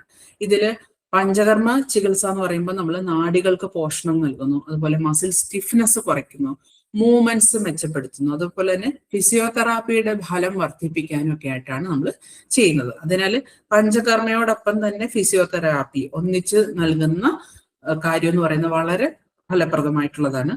ആയുർവേദം എന്ന് പറയുമ്പോൾ നമ്മൾ സുഖപ്പെടുത്തുന്നതിൽ മാത്രമല്ല നമ്മുടെ ജീവിതത്തിലേക്ക് അവരെ തിരികെ കൊണ്ടുവരിക എന്നുള്ളത് കൂടെയാണ് ഉദ്ദേശിക്കുന്നത്. അതേപോലെ ഈ ഒരു ഘട്ടത്തില് കുടുംബത്തിന്റെ പിന്തുണ എന്ന് പറയുന്നത് വളരെ അത്യാവശ്യമാണ്. ചികിത്സ തുടരാന് അവരെ പ്രോത്സാഹിപ്പിക്കുന്നത്, അല്ലെങ്കിൽ അവർക്ക് ശരിയായിട്ടുള്ള ഭക്ഷണം ഉറപ്പാക്കുന്നത്, അവരുടെ മനോവികാരം മനസ്സിലാക്കുക എന്നിവയൊക്കെ വളരെ പ്രധാനമാണ്. അപ്പോൾ ഈ ന്യൂറോ റീഹാബിലിറ്റേഷനിൽ ആയുർവേദ പഞ്ചകർമ്മ ചികിത്സയുടെ പങ്കിനെ കുറിച്ച് ആണ് ഞാനിപ്പോൾ വിശദമായിട്ട് ഇവിടെ സംസാരിച്ചത്. ഈ ചികിത്സകളോടൊപ്പം രോഗിയുടെ മാനസിക ആരോഗ്യം മെച്ചപ്പെടുത്തുന്നതിനും കുടുംബാംഗങ്ങളും കെയർ ടേക്കർമാരും രോഗിയെ കൂടുതൽ മനസ്സിലാക്കി സ്നേഹത്തോടും പിന്തുണയോടുകൂടി എങ്ങനെ സഹായിക്കാം എന്നതിനെ കുറിച്ചിട്ട് വിശദീകരിക്കുന്നതിനായി മയാംസിലെ കൺസൾട്ടന്റ് ക്ലിനിക്കൽ സൈക്കോളജിസ്റ്റ് ഡോക്ടർ അനൂപിനെ ആദരവപൂർവ്വം ക്ഷണിച്ചുകൊള്ളുന്നു. Doctor, over to U.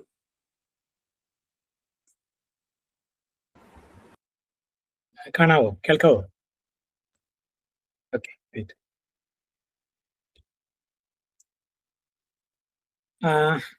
ഞാനന്ന് ഡിസ്കസ് ചെയ്യുന്നത് ഈ ന്യൂറോ റീഹാബിലിറ്റേഷനിൽ മെന്റൽ ഹെൽത്ത് പ്രൊഫഷണൽസിന്റെ റോള് എന്താണെന്ന് ഒന്ന് ചുരുക്കി പറയാമെന്നാണ് വിചാരിക്കുന്നത്. അതില് തൊട്ടു മുമ്പ് സംസാരിച്ച ആളുകളൊക്കെ ന്യൂറോ റീഹാബിലിറ്റേഷനെ കുറിച്ച് കൃത്യമായി പറഞ്ഞു.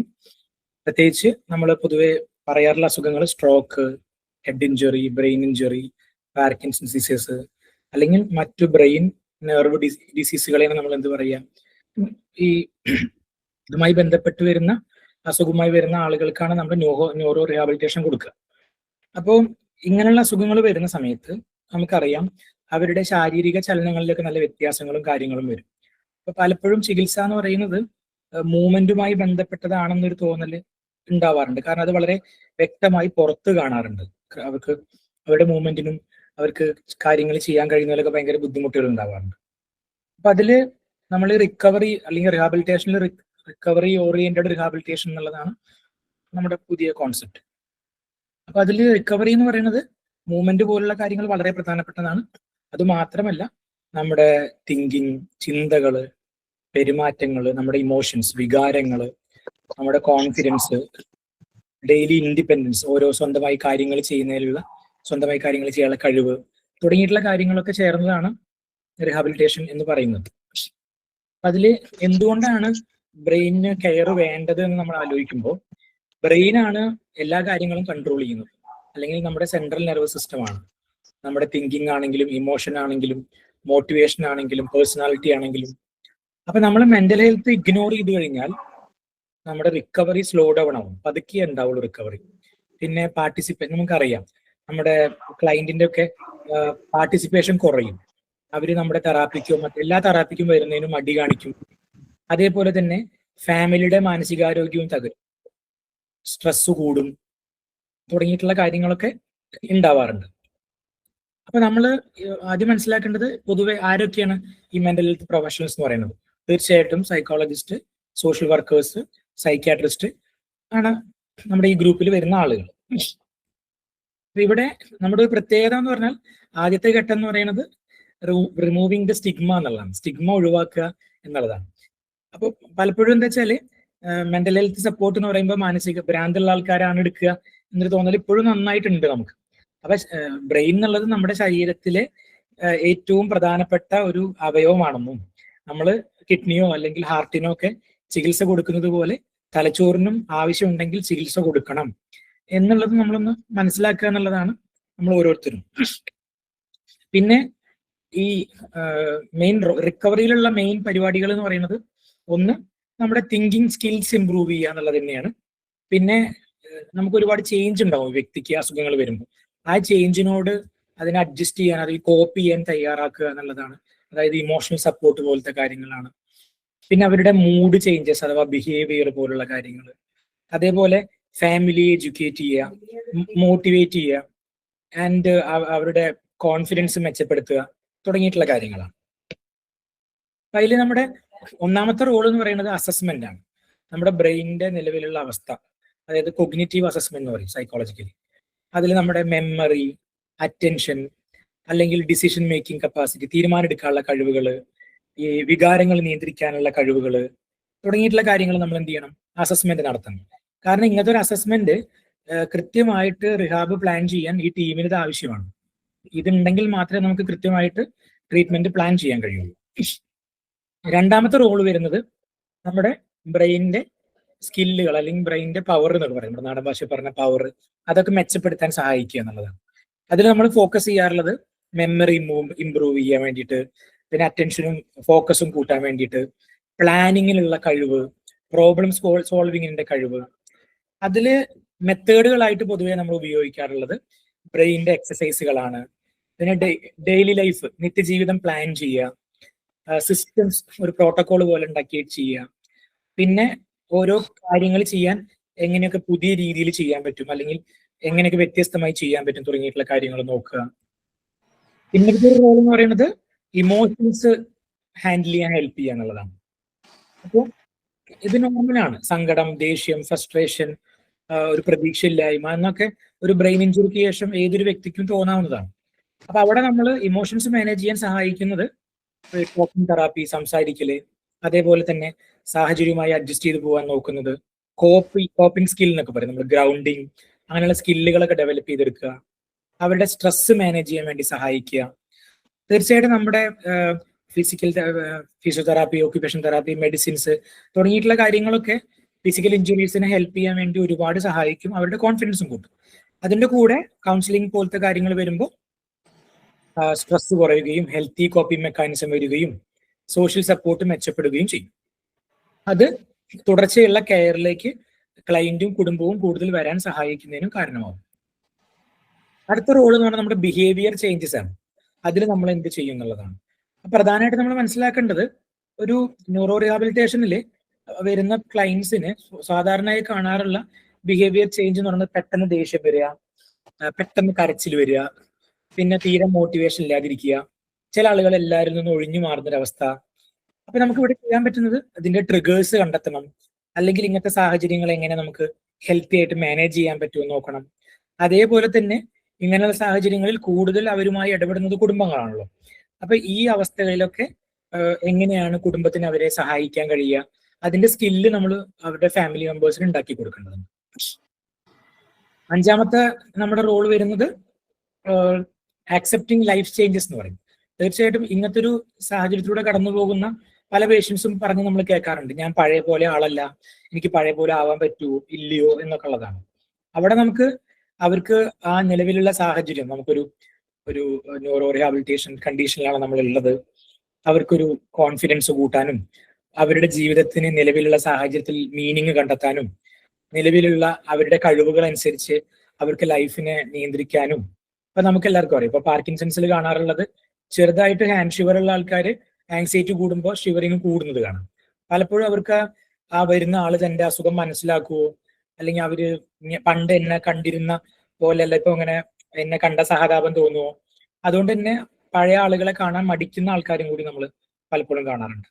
അപ്പൊ പലപ്പോഴും ഇവർക്കിത് ആക്സെപ്റ്റ് ചെയ്യാൻ പറ്റിയാൽ തന്നെ കുറെ മാറ്റങ്ങൾ ഉണ്ടാവും. ആക്സെപ്റ്റ് ചെയ്യാൻ പറ്റിയാൽ ഏറ്റവും വലിയ കാര്യം എന്ന് പറയുന്നത് കുറെ അനാവശ്യമായി ചികിത്സകളിലേക്ക് പോകുന്നത് പോലും. ഉദാഹരണത്തിന് കഴിഞ്ഞ ദിവസം നമ്മൾ കണ്ടൊരു ക്ലൈന്റ് പാർക്കിൻസൺസ് ആണോ മറ്റോ പറഞ്ഞിട്ട് എന്ത് ചെയ്തിട്ടുണ്ട്, ഏതോ ഒരു ലൈഫ് കോച്ചിന്റെ അടുത്ത് പോയിട്ട് ഒരു സെഷന് 20,000 രൂപ കൊടുത്തിട്ട് 5 സെഷനിൽ 1 ലക്ഷം രൂപ ഏറ്റവും അങ്ങനെ പറഞ്ഞിട്ട് അങ്ങനത്തെ ഓരോ മാജിക്കൽ ചികിത്സകളിലേക്ക് പോകാനൊക്കെ സാധ്യതയുണ്ട്. പലപ്പോഴും ഇവർക്കത് ഉൾക്കൊള്ളാനും ആക്സെപ്റ്റ് ചെയ്യാനും ഒക്കെ കഴിയാത്തത് കൊണ്ട് അങ്ങനത്തെ പല വിഷയങ്ങളും നമുക്കിതിൽ വരാറുണ്ട്. അതേപോലെ തന്നെ ഏറ്റവും 6ാമത്തെ റോൾ എന്ന് പറയുന്നത് കുടുംബത്തെ നമ്മൾ എങ്ങനെ സഹായിക്കുന്നതാണ്. തീർച്ചയായിട്ടും നമ്മൾ വീട് പ്രിപ്പയർ ചെയ്യണം. കാരണം ആളുകളുടെ മൂഡ് ചേഞ്ചസ്, വീട്ടിലുണ്ടാകുന്ന സ്ട്രെസ് പോലത്തെ കാര്യങ്ങൾ മാനേജ് ചെയ്യാൻ, പിന്നെ മോട്ടിവേറ്റ് ചെയ്യാൻ. കാരണം നമ്മൾ ക്ലയന്റിനെ നമ്മൾ എത്രത്തോളം സപ്പോർട്ട് ചെയ്യണം, എങ്ങനെ സപ്പോർട്ട് ചെയ്യണം, അതേപോലെ തന്നെ അവരോട് നല്ല രീതിയിൽ കമ്മ്യൂണിക്കേറ്റ് ചെയ്യണം. കാരണം ക്ലയന്റ് പലപ്പോഴും പഴയ റോള് ചെയ്യാൻ കഴിയാത്ത ആൾക്കാരാണ്. അവർക്ക് അവരുടെ റോള് ചെയ്യാം. ഒരു കുടുംബനാഥനാണെങ്കിൽ ആ കുടുംബത്തിൽ എല്ലാ കാര്യം ചെയ്തിരുന്ന ആളാണെങ്കിൽ അയാൾക്ക് അവിടെ ഒന്നും ചെയ്യാതിരിക്കുമ്പോൾ അയാൾക്ക് ഒരു ഫ്രസ്ട്രേഷൻ ഒക്കെ ഉണ്ടാവും. അന്ന് കിട്ടിയിരുന്നില്ല, ബഹുമാനം കിട്ടില്ലേ, അങ്ങനെ കുറെ ബുദ്ധിമുട്ടുകൾ ഉണ്ടാവും. നമുക്ക് ഓരോരുത്തർക്ക് അറിയാം നമ്മുടെ റോള് നഷ്ടപ്പെടുമ്പോൾ ഉണ്ടാവുന്ന വിഷയം. അതിന് ന്യൂറോ അസുഖങ്ങളൊന്നും വരണ്ട, ഒരുപക്ഷെ പ്രായമായിട്ടുള്ള ആൾക്കാർക്ക് പോലും വീട്ടിൽ പഴയ പോലെ ഒരു പ്രാധാന്യം കിട്ടാതെ വരുമ്പോൾ നമുക്കറിയാം ആ വിഷമങ്ങൾ ഉണ്ടാവുന്നത്. അപ്പൊ ഇവിടെ ഇത്രയും കാര്യങ്ങൾ നമുക്ക് വരുന്നുണ്ട്. കൂടാതെ നമ്മളൊരു ഇൻവിസിബിൾ ഇഞ്ചുറി എന്ന് പറയും, നമ്മൾ കാണാത്ത ഇഞ്ചുറിയാണ് നമ്മുടെ മനസ്സിന് സംഭവിക്കുന്നത്. അപ്പൊ ശരീരവും ആരോഗ്യവും ഒക്കെ നമുക്കൊരു പക്ഷേ ചികിത്സ കൊണ്ടൊക്കെ മാറി എന്ന് കാണാം. പക്ഷെ നമ്മുടെ മനസ്സിലും ചിന്തകളിലൊക്കെ ഉണ്ടായിട്ടുള്ള മാറ്റങ്ങൾ ചിലപ്പോൾ നമുക്ക് പുറത്തേക്ക് കാണുന്നില്ല. അതിനെ നമ്മൾ വിളിക്കുക ഇൻവിസിബിൾ ഡിസബിലിറ്റി എന്നാണ്. കാണാൻ കഴിയാത്ത അവരുടെ പോരായ്മകളാണ് അതിലുള്ളത്. അപ്പൊ നമുക്ക് പുറത്തുള്ള എല്ലാ കാര്യങ്ങളും ശരിയായതുകൊണ്ട് മാത്രമായില്ല, തീർച്ചയായിട്ടും നമുക്ക് അവരുടെ ഇമോഷൻസും ബിഹേവിയറും ബ്രെയിനിലുള്ള സപ്പോർട്ടും എല്ലാം നമ്മൾ ചെയ്യേണ്ടതുണ്ട്. ഇതിൽ ഏറ്റവും പ്രധാനപ്പെട്ട കാര്യം, പലപ്പോഴും ഈ കെയർ ഗീവേഴ്സിന്, കൂടെ നിൽക്കുന്ന ഫാമിലി മെമ്പേഴ്സിന് ഈ സപ്പോർട്ടും ഓവർ പ്രൊട്ടക്ഷനും തമ്മിലുള്ള വ്യത്യാസം മനസ്സിലാവാറില്ല. ഓവർ പ്രൊട്ടക്ഷൻ വരുന്ന സമയത്ത് നമ്മൾ പറയില്ലേ, പണ്ട് കുട്ടികള് നടക്കുകയാണെങ്കിൽ വീഴും എന്ന് പറയും. ഇനി നടക്കാൻ വിട്ടാൽ എന്താ പറയുക, നടക്കാൻ വിട്ടില്ലെങ്കിൽ പഠിക്കൂല. നടക്കാൻ പഠിക്കൂല. അപ്പൊ അങ്ങനത്തെ വിഷയം നമുക്കറിയാം. അപ്പൊ നമുക്കിവിടെ വേണ്ടത് ആവശ്യത്തിന് സപ്പോർട്ട് കിട്ടുകയും അപകടം ഉണ്ടാവാത്ത രീതിയിൽ നമ്മുടെ ക്ലയന്റിന് അയാൾക്ക് ചെയ്യാൻ കഴിയുന്ന കാര്യങ്ങൾ ചെയ്യാൻ അനുവദിക്കുകയും അങ്ങനെ മാത്രമേ അയാൾക്കൊരു സെൽഫ് എസ്റ്റീമും കോൺഫിഡൻസും റിക്കവറി ഒക്കെ മെച്ചപ്പെടുള്ളൂ. പക്ഷെ പല ആളുകളും ഇപ്പോൾ അവര് പറഞ്ഞിട്ട് കാര്യമില്ല, വീഴുമെന്നുള്ള പേടിയൊക്കെ ഉള്ളതുകൊണ്ട് ഫുൾ ടൈം കൈ പിടിക്കുകയാണ്. ഇപ്പൊ നമ്മൾ ഒ പിയിലൊക്കെ വരുമ്പോൾ ചെയറിലിരിക്കുമ്പോൾ അവർക്ക് ഒറ്റയ്ക്ക് ഇരിക്കാൻ പറ്റും, പക്ഷെ ഇവർ അതിനെ അനുവദിക്കാറില്ല പലപ്പോഴും, പേടിച്ചിട്ടാണ്. പക്ഷെ സേഫ് ആയിട്ട് നമുക്ക് അവരെ അതിനെ സപ്പോർട്ട് ചെയ്യാൻ പറ്റും. അപ്പൊ കെയർ ഗീവേഴ്സിന് സപ്പോർട്ടും ഓവർ പ്രൊട്ടക്ഷനും തമ്മിലുള്ള വ്യത്യാസം കൃത്യമായി നമുക്ക് പറഞ്ഞു കൊടുക്കാൻ പറ്റുകയാണെങ്കിൽ നല്ലൊരു കാര്യമായിരിക്കും. അപ്പൊ ഇവിടെ നമുക്ക് പൊതുവെ 3 സ്റ്റേജാണുള്ളത്. ഒന്നൊരു ഹോസ്പിറ്റൽ സ്റ്റേജ്, ഒന്നൊരു റിഹാബിന്റെ സ്റ്റേജ്, ഒന്നൊരു ഹോം സ്റ്റേജ്. ഹോസ്പിറ്റൽ സ്റ്റേജിൽ നമുക്ക് പൊതുവെ കാണാറുള്ളത് അവരുടെ പേടി കുറയ്ക്കുക, ഡിസ്ട്രസ് മാനേജ് ചെയ്യുക, സഹായിക്കുക, പിന്നെ ഫാമിലിക്ക് ഇനീഷ്യൽ സപ്പോർട്ട്. അവർക്കൊരു ഷോക്ക് ആയിരിക്കില്ല ഈ കാര്യങ്ങളൊക്കെ ഉൾക്കൊള്ളാൻ, അല്ലെങ്കിൽ ക്ലയന്റിന്.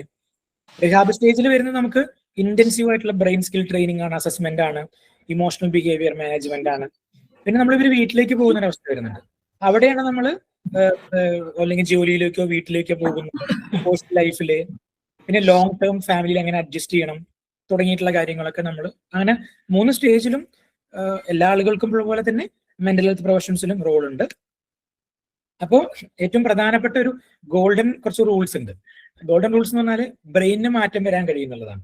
ബ്രെയിൻ നമുക്ക് റീവയർ ചെയ്യാൻ പറ്റും, ബ്രെയിൻ നമുക്ക് റിക്കവർ ചെയ്യാൻ പറ്റും. നമ്മൾ അതിനെ ന്യൂറോപ്ലാസ്റ്റിസിറ്റി എന്ന് വിളിക്കുക. അപ്പൊ അങ്ങനെ വരുമ്പോൾ ബ്രെയിനിന് പുതിയ പാത്തുകൾ കണ്ടെത്താൻ പറ്റും.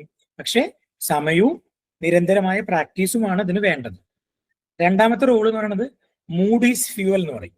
നമ്മുടെ മൂഡ് കാരണം നമ്മുടെ ഇമോഷൻസ്, നമ്മുടെ തോട്ട്സ് തുടങ്ങിയിട്ടുള്ള കാര്യങ്ങൾ നമ്മുടെ ഫിസിക്കൽ റിക്കവറിയെ പോലും ഹെൽപ്പ് ചെയ്യുന്നതാണ്.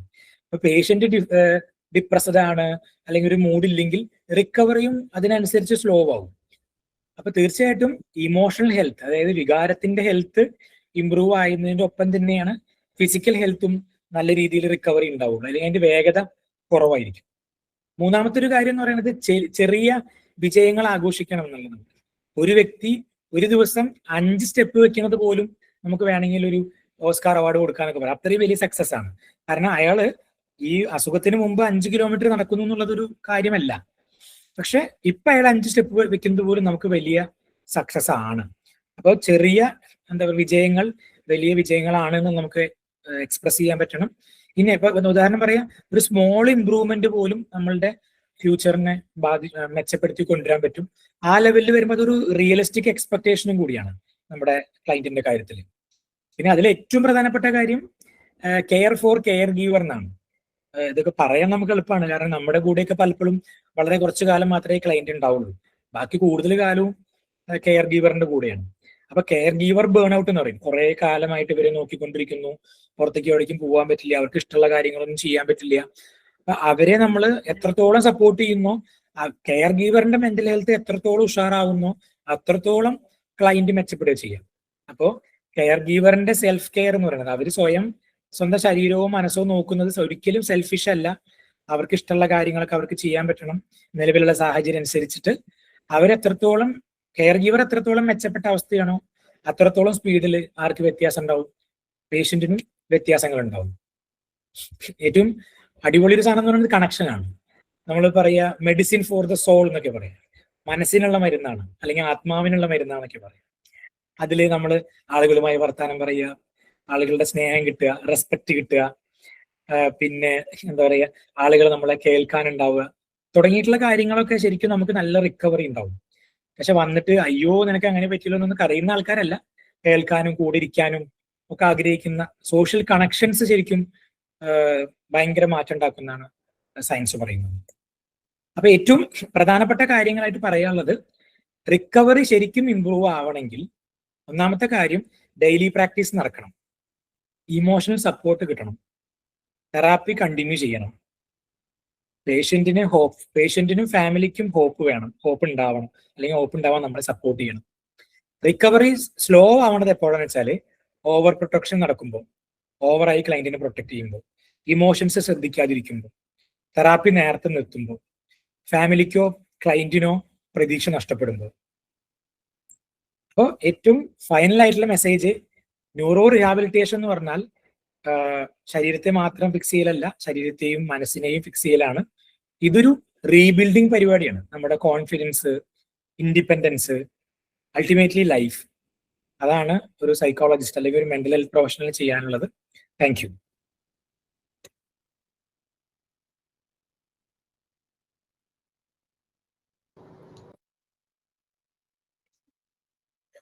Doctor Aditya.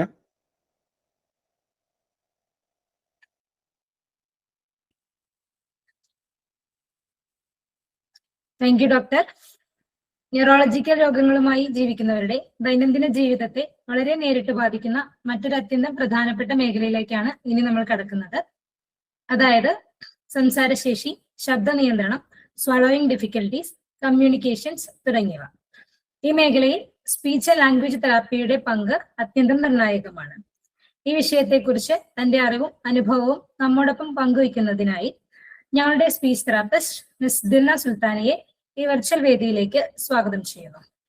Over to you ma'am. Thank you. Good evening all. അപ്പം ഇന്ന് ഞാൻ സംസാരിക്കാൻ ഉദ്ദേശിക്കുന്നത് എന്താണെന്ന് വെച്ചാൽ സ്പീച്ച് തെറപ്പിയിൽ ന്യൂറോ റീഹാബിലിറ്റേഷന്റെ ഒരു പങ്ക് എന്താണെന്നുള്ളതിനെ കുറിച്ചിട്ടാണ് ഞാൻ ഇന്നിവിടെ സംസാരിക്കാൻ ഉദ്ദേശിക്കുന്നത്. അപ്പം സ്പീച്ച് തെറപ്പിയിൽ ന്യൂറോ റീഹാബിലിറ്റേഷന്റെ പങ്ക് എന്താന്ന് വെച്ചാൽ ഇപ്പം സ്ട്രോക്ക് അല്ലെങ്കിൽ ട്രോമാറ്റിക് ബ്രെയിൻ ഇഞ്ചുറി അല്ലെങ്കിൽ പാർക്കിൻസൺസ് ഡിസീസ് പോലുള്ള ന്യൂറോളജിക്കൽ പരിക്കുകൾ അല്ലെങ്കിൽ വൈകല്യങ്ങൾ മൂലം തകരാറിലായിട്ടുള്ള സംസാരം, ഭാഷ, ശബ്ദം, വിഴുങ്ങുക, ഭക്ഷണം കഴിക്കുക, ഇറക്കുക, വെള്ളം കുടിക്കുക എന്നുള്ളതിലൊക്കെ ഇങ്ങനത്തെ പ്രവർത്തനങ്ങളിൽ ബുദ്ധിമുട്ട് വരും എന്തായാലും. അപ്പൊ അതിനെ മെച്ചപ്പെടുത്താനും വീണ്ടെടുക്കാനും അതിനെ കൈകാര്യം ചെയ്യാനും വ്യക്തികളെ സഹായിക്കുന്ന ഒരു രൂപകൽപ്പന ചെയ്തിട്ടുള്ള ഒരു രീതിയാണ് ഈ ന്യൂറോ റീഹാബിലിറ്റേഷനിൽ നമ്മൾ പ്രത്യേകമായിട്ട് സമീപിക്കുന്നത്. ഇത് നമുക്ക് ന്യൂറൽ പാതകളെ ശക്തിപ്പെടുത്താനും അതിന് ഇപ്പം വിനിമയങ്ങളെ നമുക്ക് മെച്ചപ്പെടുത്താനും ഭക്ഷണം കഴിക്കുന്നത് ഇറക്കുന്നതിലൊക്കെ വർദ്ധിപ്പിക്കാനും നമുക്ക് ന്യൂറോപ്ലാസ്റ്റിസിറ്റി മൂലം തത്വങ്ങൾ മൂലം നമുക്ക് പറ്റും. ഇനി അടുത്തത് ഞാൻ സ്പീച്ച് തെറപ്പിയിൽ ന്യൂറോ റീഹാബിലിറ്റേഷൻ ലക്ഷ്യമിടുന്ന മേഖല എന്താണെന്നുള്ളതും കൂടിയിട്ട് ഞാൻ ഒന്നും കൂടെ മുന്നേ പറഞ്ഞു, പക്ഷെ എന്നാലും ഒന്നും കൂടെ ഒന്ന് എടുത്തു പറയാൻ ഉദ്ദേശിക്കുന്നുണ്ട്. അപ്പൊ അതിൽ വരുന്നതാണ് ഈ സംഭാഷണ ഉൽപാദനം അല്ലെങ്കിൽ ഭാഷാ സംസ്കരണം അല്ലെങ്കിൽ ശബ്ദ വൈകല്യങ്ങള്, മെമ്മറി പ്രശ്നങ്ങള് തുടങ്ങിയ ശ്രദ്ധ തുടങ്ങിയ വൈജ്ഞാനിക പ്രശ്നങ്ങള്, അതേപോലെ തന്നെ ആശയവിനിമയ കഴിവുകള്, ഭക്ഷണം കഴിക്കാന് ഇറക്കാന് വെള്ളം കുടിക്കാന് എന്നിവ ഒക്കെ ഒന്നും കൂടെ കേന്ദ്രീകരിച്ചുകൊണ്ട് നമ്മൾ തുടർന്ന് ചികിത്സ സ്പീച്ച് തെറപ്പിയിൽ നമ്മൾ ഉറപ്പുവരുത്തുന്നുണ്ട്. ഇനി അടുത്തത് ഞാൻ സംസാരിക്കുകയാണെങ്കിൽ സ്പീച്ച് തെറപ്പിയിൽ ന്യൂറോ റീഹാബിലിറ്റേഷന്റെ ഒരു മെത്തഡോളജി അല്ലെങ്കിൽ അതിൻ്റെ ഒരു രീതിശാസ്ത്രം എന്നുള്ളതിനെ പറ്റി പറയുകയാണെങ്കിൽ ന്യൂറൽ സർക്യൂട്ടുകൾ ശക്തിപ്പെടുത്തുന്നതിനും ഓറോമോട്ടർ ശക്തി മെച്ചപ്പെടുത്തുന്നതിനും കൂടി വേണ്ടിയിട്ടാണ് ഇതിൻ്റെ ഒരു കൂടി ചെയ്യുന്നതാണ് ഇതിൻ്റെ ഒരു മെത്തഡോളജി എന്ന് പറയുന്നത്. പിന്നെ നമ്മുടെ മെയിൻ ലക്ഷ്യം എന്ന് പറയുന്നത് ഇത് തന്നെയാണ്, രോഗിയുടെ എന്താ പറയാ രോഗിയെ ഒന്ന് സ്വതന്ത്രമാക്കാനും രോഗിയുടെ ആ ഒരു കണ്ടീഷനെ നിലവാരത്തെ മെച്ചപ്പെടുത്താനും കൂടിയിട്ടൊക്കെ വേണ്ടി അതൊക്കെയാണ് നമ്മളുടെ മെയിൻ ആയിട്ടുള്ള ഒരു ലക്ഷ്യം എന്നും കൂടി പറയാം. ഒരു സ്പീച്ച് തെറപ്പിന്റെ ലക്ഷ്യം എന്നുള്ളതും കൂടിയിട്ട് നമുക്ക് പറയാം. ഇനി അടുത്തത് നമ്മൾ പാർക്കിൻസൺസ് ഡിസീസിനെ പറ്റിയിട്ട് സ്പീച്ച് തെറപ്പിയിൽ പറയുകയാണെങ്കിൽ പാർക്കിൻസൺസ് ഡിസീസ് എന്ന് പറയുന്നത് ഒരു പുരോഗമന ന്യൂറോ ഡീജനറേറ്റീവ് മൂവ്മെന്റ് ഡിസോർഡർ ആയിട്ടാണ് പാർക്കിൻസൺസിന് സ്പീച്ച് തെറപ്പിയിൽ കണക്കാക്കപ്പെടുന്നത്. അപ്പൊ ഇത് രോഗികളിൽ ഉണ്ടാക്കുന്ന പ്രശ്നങ്ങൾ എന്ന് പറയുന്നത് എന്താണെന്ന് വെച്ചാൽ കുറഞ്ഞ വോളിയം നമ്മൾ അല്ലെങ്കിൽ ഹൈപ്പോഫോണിയ എന്ന് പറയും, അല്ലെങ്കിൽ മോണോപിച്ച് അല്ലെങ്കിൽ കൃത്യതയില്ലാത്ത ഉച്ചാരണം അല്ലെങ്കിൽ കുറഞ്ഞ സംസാര നിരക്ക് എന്നിവ ഒക്കെ ഇതിന്റെ ഒരു സവിശേഷതയായിട്ട് നമുക്ക് കണക്കാക്കപ്പെടാനായിട്ട് സാധിക്കും. പിന്നെ അതേപോലെ തന്നെ മുന്നേ ഡോക്ടർ പ്രസാദ് സർ പറഞ്ഞതുപോലെ തന്നെ പേശികളുടെ കാഠിന്യം, അല്ലെങ്കിൽ ബ്രാഡികൈനീസിയ, മന്ദത, ഇങ്ങനത്തെ പ്രശ്നങ്ങൾ, ചലനപരിധി, അങ്ങനത്തെ പ്രശ്നങ്ങളൊക്കെ നമുക്ക് ഈ ഒരു പാർക്കിൻസൺസിൽ കാണപ്പെടുന്നുണ്ട്. ഇത് കാരണമൊക്കെ നമുക്ക് സംസാരം, ശബ്ദം, ഭക്ഷണം കഴിക്കുക, ഇറക്കുക, വെള്ളം കുടിക്കുക, അങ്ങനത്തെ പ്രവർത്തനങ്ങളൊക്കെ ബാധിക്കുന്നുണ്ട്. അതുപോലെ തന്നെ നമ്മുടെ ശ്വാസം എടുക്കുന്നതില്, അതേപോലെ തന്നെ ശബ്ദം ഉണ്ടാക്കുന്നതില്, അല്ലെങ്കിൽ സംസാരം ആദ്യം തുടങ്ങുന്നതില്, സംസാരത്തിന്റെ ഒരു ഇനീഷ്യേഷനിൽ വരെ ഈ പാർക്കിൻസൺസ് കാരണം ചില പേഷ്യൻസിൽ ബുദ്ധിമുട്ടുകൾ കാണലുണ്ട്, അല്ലെങ്കിൽ മുഖഭാവം, ഇതിലൊക്കെ പ്രശ്നങ്ങൾ നമ്മൾ കണ്ടുവരുന്നുണ്ട്. അപ്പൊ ഒരു സ്പീച്ച് തെറപ്പിസ്റ്റ് എന്താണ് പാർക്കിൻസൺസ് പേഷ്യൻസിന് വേണ്ടിയിട്ട് ചെയ്യുന്നത് എന്നുള്ളതിനെ കുറിച്ചിട്ടാണ് ഇനി അടുത്തത് ഞാൻ പറയാനായിട്ട് പോകുന്നത്. ഇപ്പം നമുക്ക് എല്ലാവർക്കും അറിയാം, മസിൽ വീക്ക്നെസ് ആണ് നമ്മള്, അല്ലെങ്കിൽ പേശി ബലഹീനതയാണ് നമ്മൾ ഒന്ന് കണ്ടുവരുന്നത്. ഇപ്പം ഇങ്ങനത്തെ പേഷ്യൻസിൽ കണ്ടുവരുന്ന ഒരു പ്രശ്നം എന്ന് പറയുന്നത് ഈ പേശി ബലഹീനത അല്ലെങ്കിൽ മസിൽ വീക്ക്നെസ് ആണ്. അപ്പം ഈ നേരത്തെ സാറ് പറഞ്ഞിട്ടുണ്ടായിരുന്നു, പ്രസാദ് സാർ പറഞ്ഞിട്ടുണ്ടായിരുന്നു, ഡ്രൂളിംഗ് എന്ന് പറഞ്ഞിട്ടുള്ള ഒരു കണ്ടീഷനെ പറ്റിയിട്ട് പറഞ്ഞിട്ടുണ്ടായിരുന്നു. അതെന്ന് പറയുന്നത് നമ്മൾ അറിയാതെ തന്നെ നമ്മളുടെ വായിൽ നിന്ന് ഉമിനീര് ഒരു കൺട്രോൾ ഇല്ലാതെ ഒലിച്ചു വരുന്ന ഒരു അവസ്ഥയൊക്കെയാണ്. അപ്പൊ ഇങ്ങനത്തെ അവസ്ഥയിൽ, അല്ലെങ്കിൽ സ്റ്റിഫ്നെസ് കാരണമൊക്കെ പേഷ്യൻസിന്റെ ഈ ഇവിടെയുള്ള മസിൽസ് ഒക്കെ വളരെ വീക്ക് ആയിട്ടുണ്ടായിരിക്കും. അപ്പൊ ഇതിനു വേണ്ടിയിട്ട് നമുക്ക് ഒരു സ്പീച്ച് തെറപ്പിസ്റ്റിന് പ്രൊവൈഡ് ചെയ്ത് കൊടുക്കാൻ പറ്റുന്ന കാര്യങ്ങൾ എന്തൊക്കെയാണെന്ന് വെച്ചാൽ, ഓറോമോട്ടർ മസാജസ് ഉണ്ട്, പിന്നെ അതേപോലെ തന്നെ ഐസ് ക്യൂബ് മസാജുകൾ ഉണ്ട്, അതേപോലെ തന്നെ തേർമൽ സ്റ്റിമുലേഷൻ ഉണ്ട്, പിന്നെ അതേപോലെ തന്നെ ഒരു ഉപകരണം ഉണ്ട്, Z-Vibe എന്ന് പറഞ്ഞിട്ട്. അപ്പൊ ഈ ഉപകരണം ഉപയോഗിച്ച് കഴിഞ്ഞാൽ നമുക്ക് എന്താണ് അതിന്റെ ഒരു ഉപകാരം എന്ന് പറഞ്ഞാൽ, വാക്കാലുള്ള അവബോധം മെച്ചപ്പെടുത്താനും, അതേപോലെ തന്നെ പേശികളുടെ അളവ് വർദ്ധിപ്പിക്കാനും, അതേപോലെ തന്നെ ശബ്ദം ഉച്ചാരണത്തെ സഹായിക്കാനും ഒക്കെ ഈ Z-Vibe സഹായിക്കുന്നുണ്ട്. പ്രത്യേകിച്ച് സംസാരം കാലതാമസമോ അല്ലെങ്കിൽ മോട്ടോർ പ്ലാനിങ് പ്രശ്നങ്ങളോ ഉള്ള വ്യക്തികൾക്കൊക്കെ ഇത് നമ്മൾ കൂടുതലായിട്ട് ഉപയോഗിക്കുന്നുണ്ട്. അപ്പം ഒന്നെന്ന് പറയുന്നത്, ഇപ്പൊ നമ്മൾ പറഞ്ഞു കഴിഞ്ഞു മോട്ടോർ വീക്ക്നെസ് കാരണം എന്തൊക്കെയാണ് നമുക്ക് മെയിൻലി ചെയ്യാൻ പറ്റുന്നത് എന്നുള്ളത്. പിന്നെ വിജിത് ഡോക്ടർ പറഞ്ഞതുപോലെ തന്നെ ഓരോരുത്തർക്കും ഓരോ രീതിയിലായിരിക്കും നമുക്ക് പ്രശ്നങ്ങൾ കണ്ടുവരാം. അപ്പം ഓരോ പേഷ്യൻസിനനുസരിച്ചും കൂടി ആയിരിക്കും നമ്മളുടെ ഒരു തെറപ്പി ഗോൾസ് ഒക്കെ സെറ്റ് ചെയ്യുന്നത്. ഇനി അടുത്തത് പറയുമ്പോൾ നമുക്ക് വോയിസിങ്ങിൽ ബുദ്ധിമുട്ടുണ്ടാവും. അപ്പൊ പേഷ്യൻസിൽ ശബ്ദത്തിൽ വോയിസ് ഭയങ്കര വീക്ക് വോയിസ് ആയിരിക്കും. അപ്പൊ അതിനു വേണ്ടിയിട്ട് നമ്മൾ ലോ ടു ഹൈ പിച്ചിലേക്ക് വർക്ക് ചെയ്യലും ഹൈ ടു ലോ പിച്ചിലേക്ക് വർക്ക് ചെയ്യുക, ഇങ്ങനത്തെ കാര്യങ്ങളൊക്കെയാണ് നമ്മൾ വോയിസിങ് ക്വാളിറ്റി ഇംപ്രൂവ് ആക്കാൻ വേണ്ടിയിട്ട് നമ്മൾ ചെയ്യാറുള്ളത്. പിന്നെ അടുത്തത് എന്ന് പറയുന്നത് സംസാര വ്യക്തതക്ക് ബുദ്ധിമുട്ടുണ്ടായിരിക്കും. ഓഫ് കോഴ്സ് നമ്മളുടെ ആർട്ടിക്കുലേറ്റേഴ്സ് ഒക്കെ ഇപ്പൊ നമ്മളുടെ ചുണ്ടായിക്കോട്ടെ, നാവായിക്കോട്ടെ, പല്ലായിക്കോട്ടെ, എല്ലാം അത് നമ്മളുടെ ആർട്ടിക്കുലേറ്റേഴ്സിന്റെ അണ്ടറിൽ വരുന്നതാണ്.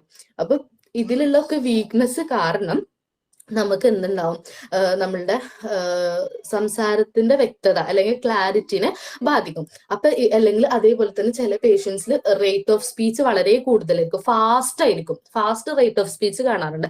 അപ്പൊ ഇങ്ങനത്തെ പേഷ്യൻസിലൊക്കെ നമ്മൾ ടാപ്പിംഗ് അല്ലെങ്കിൽ പേസിംഗ് ടെക്നിക്കുകൾ യൂസ് ചെയ്തിട്ട് നമ്മൾ പേഷ്യൻസിന്റെ വ്യക്തതയും ഓരോ വേർഡ്സിന് കൊടുക്കേണ്ട സ്ട്രെസ്സും ഇന്റർവൽസും ഒക്കെ കീപ്പ് ചെയ്യുന്നതൊക്കെ നമുക്ക് മെച്ചപ്പെടുത്താനായിട്ട് സാധിക്കും.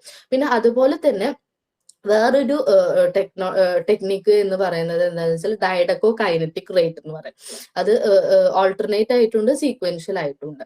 അപ്പം അത് നമ്മളുടെ ഇതിൽ വർക്ക് ചെയ്യുമ്പോൾ എന്ന് പറയുമ്പോൾ പേഷ്യന്റിന്റെ ലിപ്പ്, ടങ്, ഗ്ലോട്ടൽ ഏരിയ, ഈ ഒരു 3 ഏരിയാസിന് ഫോക്കസ്ഡ് ആയിട്ടാണ് നമ്മൾ ഒരു കമ്പൈൻഡ് ആയിട്ടുള്ള ഒരു സൗണ്ട്സിൽ വർക്ക് ചെയ്യുന്നത്. അപ്പൊ ഇതും നമുക്ക് പേഷ്യൻസിന്റെ വ്യക്തത, സംസാരത്തിലുള്ള വ്യക്തതയെ ഇംപ്രൂവ് ആക്കാനായിട്ട് സാധിക്കുന്നുണ്ട്. പിന്നെ അടുത്തത് എന്ന് പറയുന്നത് വിഴുങ്ങലിൽ വരുന്നതാണ്, നമ്മുടെ ഭക്ഷണം കഴിക്കുന്നതാണെങ്കിലും വെള്ളം കുടിക്കുന്നതാണെങ്കിലും ഒക്കെ.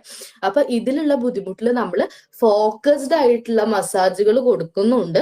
അതേപോലെ തന്നെ വൈറ്റൽ സ്റ്റിം എന്ന് പറഞ്ഞിട്ടുള്ള ഒരു മെഷീനും ഉണ്ട്. അപ്പൊ ഇത് യൂസ് ചെയ്തുകൊണ്ട് നമ്മളുടെ മസിൽസിനെ കൂടുതൽ മെച്ചപ്പെടുത്തിയിട്ട് ഉള്ള രീതിയിൽ നമ്മൾ ഈ വൈറ്റൽ സ്റ്റിം യൂസ് ചെയ്തിട്ടും ഈ സ്വാലോയിങ് ഡിസോർഡർ അല്ലെങ്കിൽ സ്വാലോയിങ് ഡിഫിക്കൽട്ടി ഉള്ള പേഷ്യൻസിനെ നമ്മൾ ഹെൽപ്പ് ചെയ്യുന്നുണ്ട്. പിന്നെ ഇനി അടുത്തത് എന്ന് പറയുകയാണെങ്കിൽ ബ്രീത്തിങ് ഡിഫിക്കൽട്ടീസ് കാണാറുണ്ട്. അപ്പൊ ബ്രീത്തിങ് ഡിഫിക്കൽട്ടീസ് ഉള്ള പേഷ്യൻസിന് നമ്മൾ സ്പെസിഫിക് ആയിട്ടുള്ള ബ്രീത്തിങ് എക്സസൈസസും അല്ലെങ്കിൽ റിലാക്സേഷൻ ടെക്നിക്സും ഒക്കെ നമ്മൾ പ്രൊവൈഡ് ചെയ്യുന്നുണ്ട്. അപ്പം എപ്പോഴും ഞാൻ എൻ്റെ പേഷ്യൻസിന് എൻ്റെ ഒരു എക്സ്പീരിയൻസിൽ പറയുകയാണെങ്കിൽ ഞാൻ എപ്പോഴും എൻ്റെ പേഷ്യൻസിന് പറഞ്ഞു കൊടുക്കാറുണ്ട്, നമ്മളുടെ എപ്പോഴും ആദ്യം സ്പീച്ച് റെഡിയാക്കാൻ നമ്മൾ നോക്കിയിട്ട് കാര്യമില്ല. ഓഫ് കോഴ്സ് നമ്മൾ ആദ്യം റെഡിയാക്കേണ്ടത് നമ്മളുടെ ബ്രീത്തിങ് ആണ്. നമ്മുടെ ബ്രീത്തിങ് പാറ്റേൺ റെഡി ആവാതെ ഒരിക്കലും നമ്മളുടെ സ്പീച്ച് റെഡി ആവില്ല. ഞാൻ എപ്പോഴും ഒരു XY ഗ്രാഫ് പോലെയാണ് എൻ്റെ പേഷ്യൻസിന് ബ്രീത്തിങ് അതേപോലെ തന്നെ സ്പീച്ച് എന്നുള്ളതിനെ മനസ്സിലാക്കിപ്പിച്ച് കൊടുക്കാറ്. അപ്പൊ എപ്പോഴും നമ്മളുടെ ഇൻപുട്ട് ആയിട്ടുള്ള ബ്രീത്തിങ് റെഡി ആയാൽ മാത്രമാണ് ഒരു ഔട്ട്പുട്ട് ആയിട്ടുള്ള സ്പീച്ചിന് നമുക്ക് റെഡിയാക്കി കൊണ്ടുവരാനായിട്ട് സാധിക്കുള്ളൂ. അപ്പൊ എപ്പോഴും ബ്രീത്തിങ്ങിൽ നമ്മൾ ഫോക്കസ്ഡ് ആയിരിക്കണം എന്നുള്ളത് നിർബന്ധമാണ്. അപ്പം അതിൽ തന്നെ കുറെ ടെക്നിക്കുകളും ഒക്കെ വരുന്നുണ്ട്. അപ്പൊ മെയിൻലി നമ്മൾ റിലാക്സേഷൻ ടെക്നിക്സും ബ്രീത്തിങ് എക്സസൈസസും ആണ് പ്രൊവൈഡ് ചെയ്യുന്നത്. പിന്നെ അതേപോലെ തന്നെ MPD മാക്സിമം ഫോണേഷൻ ഡ്യൂറേഷൻ എന്ന് പറഞ്ഞിട്ടുള്ള എക്സസൈസ് ഉണ്ട്. അതൊക്കെ ഇത് ചെയ്താൽ നമുക്ക് റെസ്പിറേറ്ററി കപ്പാസിറ്റി കൂടി വരുന്നതാണ്. പിന്നെ സീസ് റേഷ്യോ ഉണ്ട്, അത് ചെയ്ത് കഴിഞ്ഞാൽ റെസ്പിറേറ്ററി അതേപോലെ തന്നെ ഫോണേറ്ററി കപ്പാസിറ്റി പേഷ്യന്റിന്റെ കൂട്ടി കൊണ്ടുവരാനായിട്ട് സാധിക്കും. പിന്നെ സ്പൈറോമീറ്റർ അല്ലെങ്കിൽ കൈറോസീസർ ബ്രീത്തിങ് മൂലം നമുക്ക് ഈ സ്പൈറോമീറ്റർ ഉപയോഗിച്ചുകൊണ്ട് പേഷ്യൻസിൽ ബ്ലോയിങ് അല്ലെങ്കിൽ ഇൻഹേലിംഗ് എക്സേലിംഗ് ചെയ്യിപ്പിച്ചു കഴിഞ്ഞാൽ അവരുടെ ലങ് കപ്പാസിറ്റി ഒക്കെ കൂട്ടിക്കൊണ്ടുവരാനായിട്ട് നമുക്ക് സാധിക്കും. അപ്പൊ ഇത്തരം കാര്യങ്ങളൊക്കെയാണ് നമ്മൾ ബ്രീത്തിങ്ങിൽ മെയിൻലി ഫോക്കസ്ഡ് ആയിട്ട് ചെയ്യുന്നത്.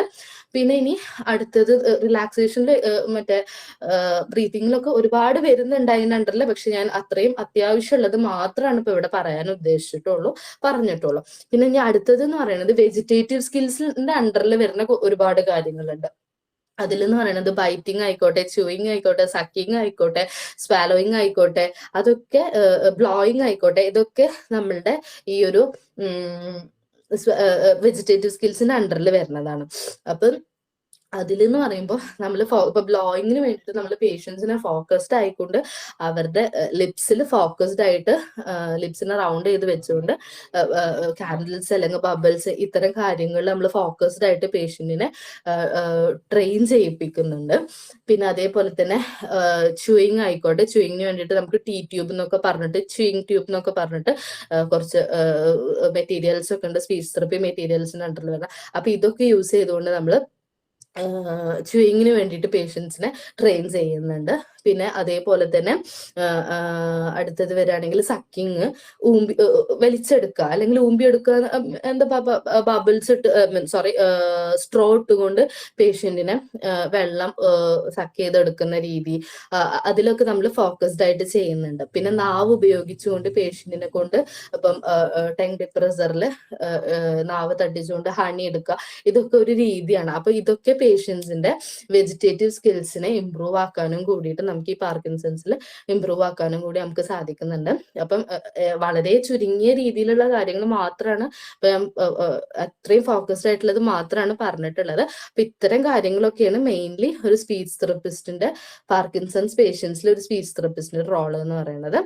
അപ്പം എന്തായാലും ടീം വ്യാംസിനും എല്ലാവർക്കും എൻ്റെ ഒരു നന്ദി. എനിക്കിങ്ങനെ ഒന്ന് സംസാരിക്കാൻ സമ്മതിച്ചതിൽ നന്ദി. Thank you Dilna. അടുത്തതായി ന്യൂറോ റീഹാബിലിറ്റേഷനിൽ യോഗയുടെ പങ്കിനെ കുറിച്ച് സംസാരിക്കാനായി Vayams resident medical officer doctor Aditya ക്ഷണിച്ചുകൊള്ളുന്നു. Doctor, over to U.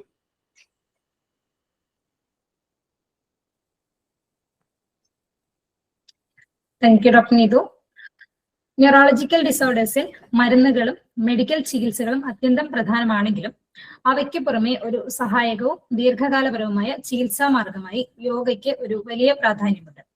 Yoga ഒരു വ്യായാമം മാത്രമല്ല, അത് ശരീരവും മനസ്സും ശ്വാസവും ഒരുമിച്ച് പ്രവർത്തിക്കുന്ന ഒരു സമഗ്ര ചികിത്സാ ശാസ്ത്രമാണ്. ന്യൂറോളജിക്കൽ രോഗികളിൽ യോഗയുടെ പ്രധാന ഗുണങ്ങൾ എന്തൊക്കെയാണെന്ന് നോക്കാം. ആദ്യമായി ശരീരചലനവും ബാലൻസും മെച്ചപ്പെടുത്തുന്നതിൽ യോഗാസനങ്ങൾ സഹായിക്കുന്നു. മൃദുവായ നിയന്ത്രിതമായ ചലനങ്ങൾ വഴി മസിൽ സ്റ്റിഫ്നെസ് കുറയ്ക്കാനും ഫ്ലെക്സിബിലിറ്റിയും പോസ്ചറും മെച്ചപ്പെടുത്താനും യോഗ സഹായകമാണ്. രണ്ടാമതായി ശ്വസന നിയന്ത്രണവും നാഡീവ്യവസ്ഥാ ശമനവും യോഗയിലെ പ്രാണായാമത്തിലൂടെ സാധ്യമാകുന്നു. ഇത് ഓട്ടോണോമിക് നെർവസ് സിസ്റ്റത്തിനെ സന്തുലിതമാക്കാൻ സഹായിക്കുകയും ഉത്കണ്ഠ, അമിതോത്തേജനം, സ്ട്രെസ് എന്നിവ കുറയ്ക്കാൻ സഹായിക്കുകയും ചെയ്യുന്നു. മാനസികാരോഗ്യത്തിലും കോഗ്നിറ്റീവ് പ്രവർത്തനങ്ങളിലും യോഗയ്ക്ക് വലിയ പങ്കുണ്ട്. ധ്യാനം, ശ്രദ്ധാഭ്യാസങ്ങൾ എന്നിവ വഴി ഫോക്കസ് മെച്ചപ്പെടുത്താനും ഡിപ്രഷൻ, ആങ്സൈറ്റി എന്നിവ നിയന്ത്രിക്കാനും യോഗ സഹായിക്കുന്നു. കൂടാതെ യോഗാഭ്യാസങ്ങൾ ഉറക്കത്തിന്റെ ഗുണനിലവാരം മെച്ചപ്പെടുത്താനും ദീർഘകാല രോഗാവസ്ഥയോടൊപ്പം ജീവിക്കുന്നവരിൽ കോപ്പിംഗ് സ്കിൽസ് വർദ്ധിപ്പിക്കാനും സഹായകമാണ്. എന്നാൽ ഇവിടെ ഓർമ്മിക്കേണ്ട ഒരു പ്രധാന കാര്യം, ന്യൂറോളജിക്കൽ രോഗികളിൽ യോഗ വ്യക്തിഗതമായി രൂപകൽപ്പന ചെയ്തതായിരിക്കണം. രോഗത്തിന്റെ ഘട്ടം, രോഗിയുടെ കഴിവുകൾ, ബാലൻസ്, ഫോൾസ് റിസ്ക് എന്നിവ കണക്കിലെടുത്ത് ട്രെയിൻ ചെയ്ത പ്രൊഫഷണലുകളുടെ മേൽനോട്ടത്തിലാണ് യോഗ പരിശീലനം നൽകേണ്ടത്.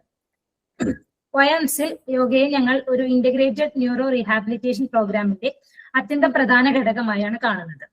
ആയുർവേദ ചികിത്സകൾ, ഫിസിയോതെറാപ്പി, സ്പീച്ച് തെറാപ്പി, സൈക്കോളജിക്കൽ പിന്തുണ എന്നിവയോടൊപ്പം ചേർന്ന് യോഗ രോഗിയുടെ റീഹാബിലിറ്റേഷൻ യാത്രയെ കൂടുതൽ ഫലപ്രദമാക്കുന്നു. ഓൾസോ യോഗ രോഗം മാറ്റുന്ന ഒരു മാജിക് ചികിത്സയല്ല, പക്ഷേ ശരിയായ മാർഗനിർദ്ദേശത്തോടൊപ്പം തുടർച്ചയോടെ അഭ്യസിക്കുമ്പോൾ ന്യൂറോളജിക്കൽ രോഗികളിൽ ജീവിത ഗുണനിലവാരം മെച്ചപ്പെടുത്താൻ യോഗയ്ക്ക് വലിയ ശേഷിയുണ്ട്. Thank you. നെക്സ്റ്റ് നമ്മൾ ഈ സെഷനിലെ ചോദ്യോത്തര ഭാഗത്തേക്ക് കടക്കുകയാണ്. ഇന്നത്തെ വെബിനാറുമായി ബന്ധപ്പെട്ട് നിങ്ങൾക്കുണ്ടാകുന്ന സംശയങ്ങൾ, അനുഭവങ്ങളും പങ്കുവയ്ക്കാം. ചോദ്യങ്ങൾ ചാറ്റ് ബോക്സിലൂടെ അറിയിക്കുകയോ അൺമ്യൂട്ട് ചെയ്ത് സംസാരിക്കുകയോ ചെയ്യാവുന്നതാണ്. ഡോക്ടർ ആദിത്യ, ബിഫോർ ദാറ്റ് ഞാൻ ഒരു ചെറിയൊരു കാര്യം കൂടെ പറഞ്ഞിട്ട് ഞാൻ അവസാനിപ്പിക്കാം. ഹോപ്പ് ഐ എം ഓഡിബിൾ അല്ലേ? ഓഡിബിൾ അല്ലേ? Yes sir. ഓക്കെ.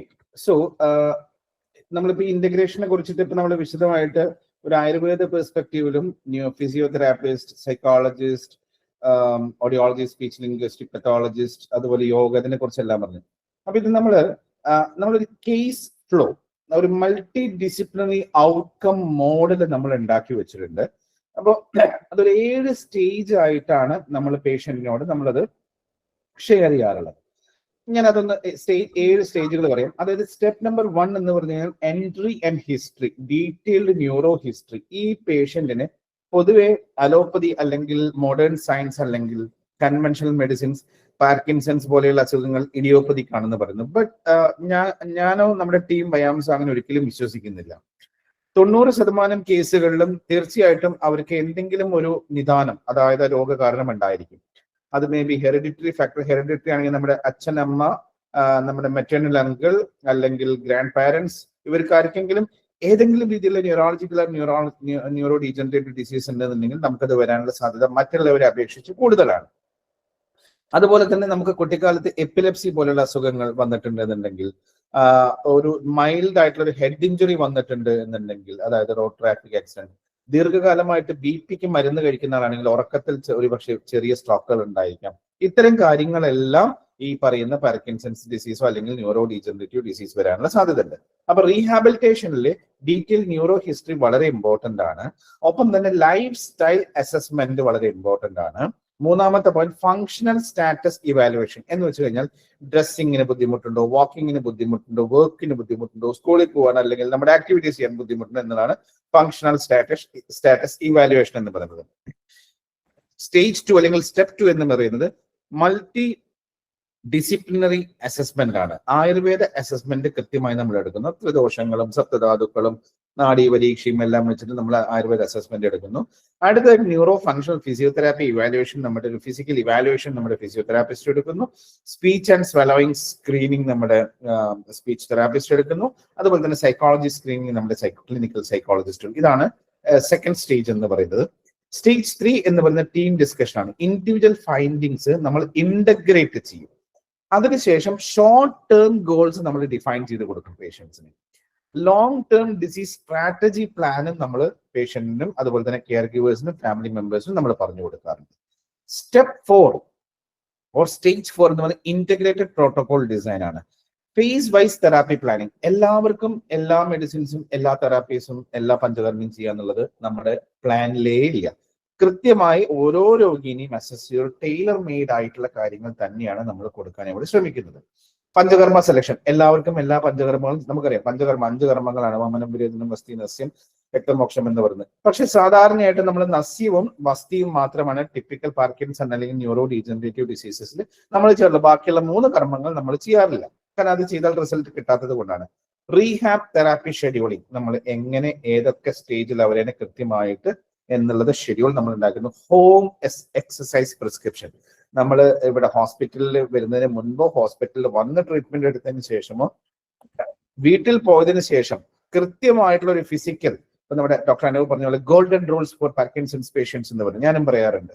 വേക്കപ്പ്, രാവിലെ കൃത്യസമയത്ത് എഴുന്നേൽക്കുക, കൃത്യസമയത്ത് ഉറങ്ങുക, കൃത്യസമയത്ത് മരുന്ന് കഴിക്കുക, കൃത്യസമയത്ത് ഭക്ഷണം കഴിക്കുക, ഏറ്റവും ഇമ്പോർട്ടന്റ് 60 മിനിറ്റെങ്കിലും കൃത്യമായി എക്സസൈസ് ചെയ്യുക. അത് നമ്മൾ വീട്ടിൽ പോയിട്ട് നിർബന്ധമായിട്ട് ചെയ്യേണ്ട കാര്യമാണ്. സൈമൾട്ടേനിയസ്ലി അല്ല, കോർഡിനേറ്റഡ് ആയിട്ടാണ് സ്റ്റേജ് 5 നമ്മൾ ചെയ്യുന്നത്. പേഷ്യന്റ് ടോളറൻസ് അനുസരിച്ചിട്ട് നമ്മൾ അത് അഡ്ജസ്റ്റ് ചെയ്യാറുണ്ട്. സ്റ്റേജ് 6 വരുമ്പോൾ monitoring, weekly or monthly function ഞാൻ പറയാറുണ്ട്. എന്നാണ് സാറേ ഡോക്ടർ ഇനി വരുന്നത്? ഞാൻ 1 മാസം കഴിഞ്ഞാൽ വരൂ എന്നാണ് നമ്മൾ പറയാറുള്ളത്. അത് മിനിമം ഒരു ന്യൂറോ പ്ലാസ്റ്റിസിറ്റി ടൈമായിട്ട് 21 ഡേയ്സും കഴിഞ്ഞ് അടുത്തേക്ക് കടക്കുന്ന ഒരു സമയമാണ് ഈ പറയുന്ന 30 ഡേയ്സ്. അതുകൊണ്ടാണ് നമ്മൾ അങ്ങനെ പറയുന്നത്. Medication tolerance monitoring, whether it is allopathic medicine, whether it is ayurvedic medicine. ജീവിതകാലം മുഴുവൻ ഇത്രയും മരുന്നുകൾ കഴിക്കുക എന്നുള്ളത് ഒരിക്കലും നമുക്ക് സാധ്യമായിട്ടുള്ള കാര്യമില്ലാത്തതുകൊണ്ട് അനാവശ്യമായിട്ടുള്ള ഫാർമക്കോളജിക്കൽ ബേർഡൻ ഒഴിവാക്കുന്നതിന്റെ ഭാഗമായി നമ്മുടെ മരുന്ന് തുടങ്ങിക്കഴിഞ്ഞാൽ ഗ്രാജുവലി ഈ പറയുന്ന കൺവെൻഷണൽ മെഡിസിൻസ്, അലോപ്പതി മെഡിസിൻസ് നമുക്ക് കുറച്ച് വരാൻ സാധിക്കാറുണ്ട്.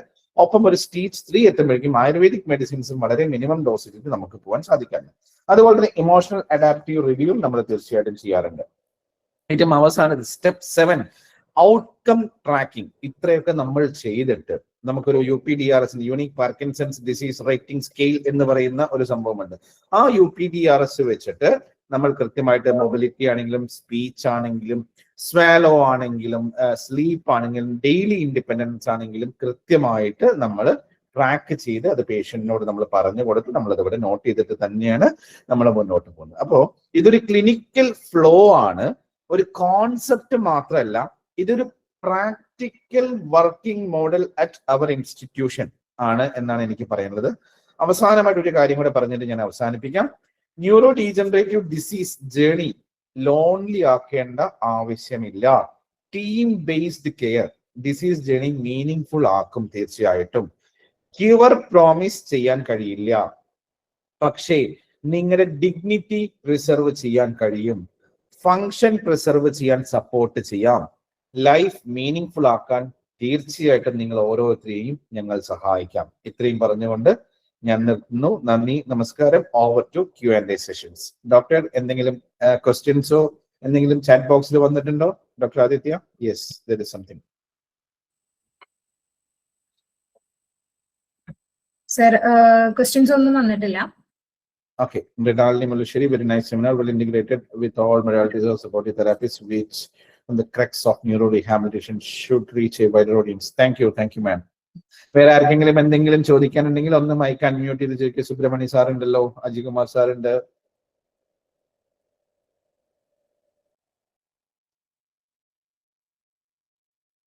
അൺമ്യൂട്ട് ചെയ്ത് സംസാരിക്കാവുന്നതാണ് കേട്ടോ.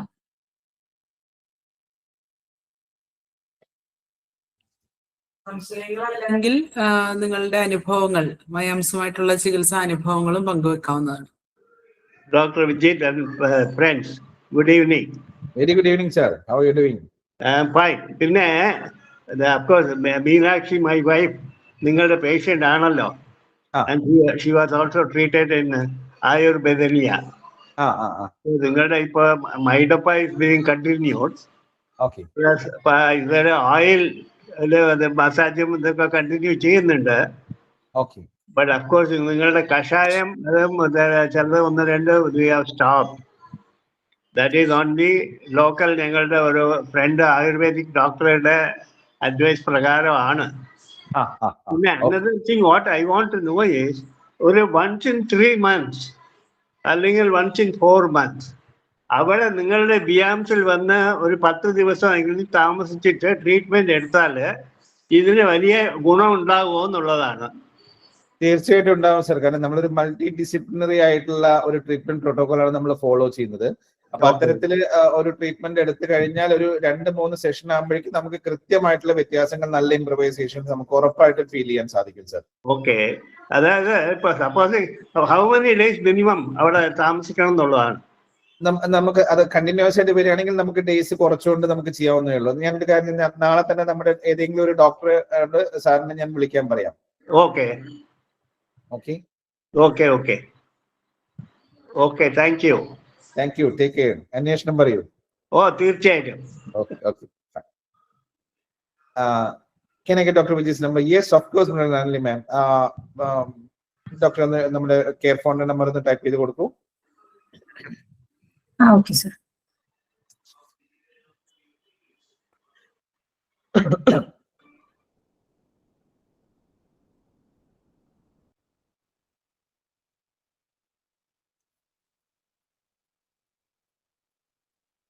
വേറെ ആർക്കെങ്കിലും എന്തെങ്കിലും ക്വസ്റ്റ്യൻസ് ഉണ്ടോ? Mrinalini ma'am, if you want to ask anything, please unmute and ask.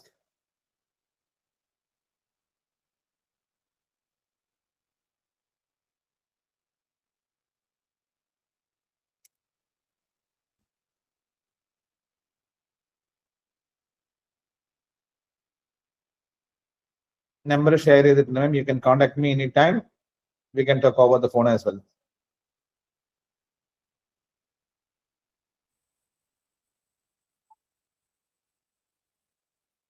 Thank you ma'am. Okay, വേറെ ഒന്നുമില്ലെങ്കിൽ നമുക്ക് വൈൻഡ് അപ്പ് ചെയ്യാം. ആൻഡ് നമ്മുടെ നെക്സ്റ്റ് വെബിനാർ ഫെബ്രുവരി 23-ാം തീയതി 6 മണി മുതൽ 7:30 വരെയാണ്. അത് ഇംഗ്ലീഷ് ലാംഗ്വേജിലാണ് പ്രസന്റ് ചെയ്യുന്നത്. അതൊരു PPT സ്റ്റൈലാണ് നമ്മൾ പ്രസന്റ് ചെയ്യുന്നത്. അപ്പൊ എല്ലാവർക്കും ലിങ്ക് അയച്ചു തരാം. എല്ലാവരും അതിനും കൂടെ ജോയിൻ ചെയ്യാം. അടുത്ത മാസം മാർച്ചിൽ നമുക്ക് 2 വെബിനാർ ഉണ്ട്. ഏപ്രിലിൽ നമ്മുടെ വേൾഡ് പാർക്കിൻസൺസ് ഡേ ആണ്. ഏപ്രിൽ 11-ന് അന്നൊരു മെഗാ വെബിനാർ ആണ് നമ്മൾ പ്ലാൻ ചെയ്തിട്ടുള്ളത്. വേറെ കുറച്ച് ഡോക്ടേഴ്സും കൂടെ നമ്മുടെ ടീമിൽ ജോയിൻ ചെയ്യുന്നതായിരുന്നു. Okay, thank you. എല്ലാവർക്കും നമസ്കാരം. Good night. Thank you doctor. Thank you. Bye. Parkinson's അസുഖമുള്ളവര് ബ്രെയിനിലെ കോശങ്ങൾ 40% ക്രമേണ നശിച്ച് ഡോപ്പമിൻ എന്ന ന്യൂറോ ട്രാൻസ്മിറ്ററിന്റെ ഉൽപാദനം കുറയുമ്പോഴാണ് പ്രകടമായിട്ടുള്ള ആദ്യ രോഗലക്ഷണങ്ങൾ ശരീരത്തിൽ കാണുന്നത്. ചിലപ്പോൾ അത് വിറയലാകാം, നടക്കാനുള്ള ബുദ്ധിമുട്ടുകളാകാം. പക്ഷേ അതിന് വർഷങ്ങൾ മുന്നേ തന്നെ കോൺസ്റ്റിപ്പേഷൻ, ഉറക്കക്കുറവ്, സ്ട്രെസ്, ഓർമ്മക്കുറവ് എന്നീ ലക്ഷണങ്ങൾ കണ്ടേക്കാം. പാർക്കിൻസൺസ് രോഗത്തിനുള്ള ഒരു പ്രതിവിധിയാണ് മൈഡോപ്പ. ഇതിലടങ്ങിയിട്ടുള്ള പ്രധാന ചേരുവകളായിട്ടുള്ള കപ്പികച്ചു, നായ്പുണ്ണപ്പരിപ്പ്, അതിലടങ്ങിയിട്ടുള്ള നാച്ചുറൽ ലിവോഡോപ്പ ഡോപ്പമിനായി മാറും. മറ്റ് ചികിത്സാവിധികൾ അഡ്രസ് ചെയ്യാതെ പോകുന്ന നശിക്കാത്ത കോശങ്ങളെ മൈഡോപ്പയിൽ അടങ്ങിയിട്ടുള്ള അശ്വഗന്ധ അതിൻ്റെ ആൻറ്റി ഓക്സിഡന്റ് പ്രോപ്പർട്ടി വഴി അതേപോലെ നിലനിർത്താൻ സഹായിക്കുന്നു. നമ്മുടെ സെക്കൻഡ് ബ്രെയിൻ എന്നറിയപ്പെടുന്ന നമ്മുടെ ഗട്ട് കൃത്യമായി പ്രവർത്തിക്കാൻ മൈഡോപ്പയിൽ അടങ്ങിയിട്ടുള്ള റിബല സഹായിക്കുന്നു. തീർച്ചയായും പാർക്കിൻസൺസ് രോഗികൾക്ക് ആശ്വാസമാണ് മൈഡോപ്പ. B the change.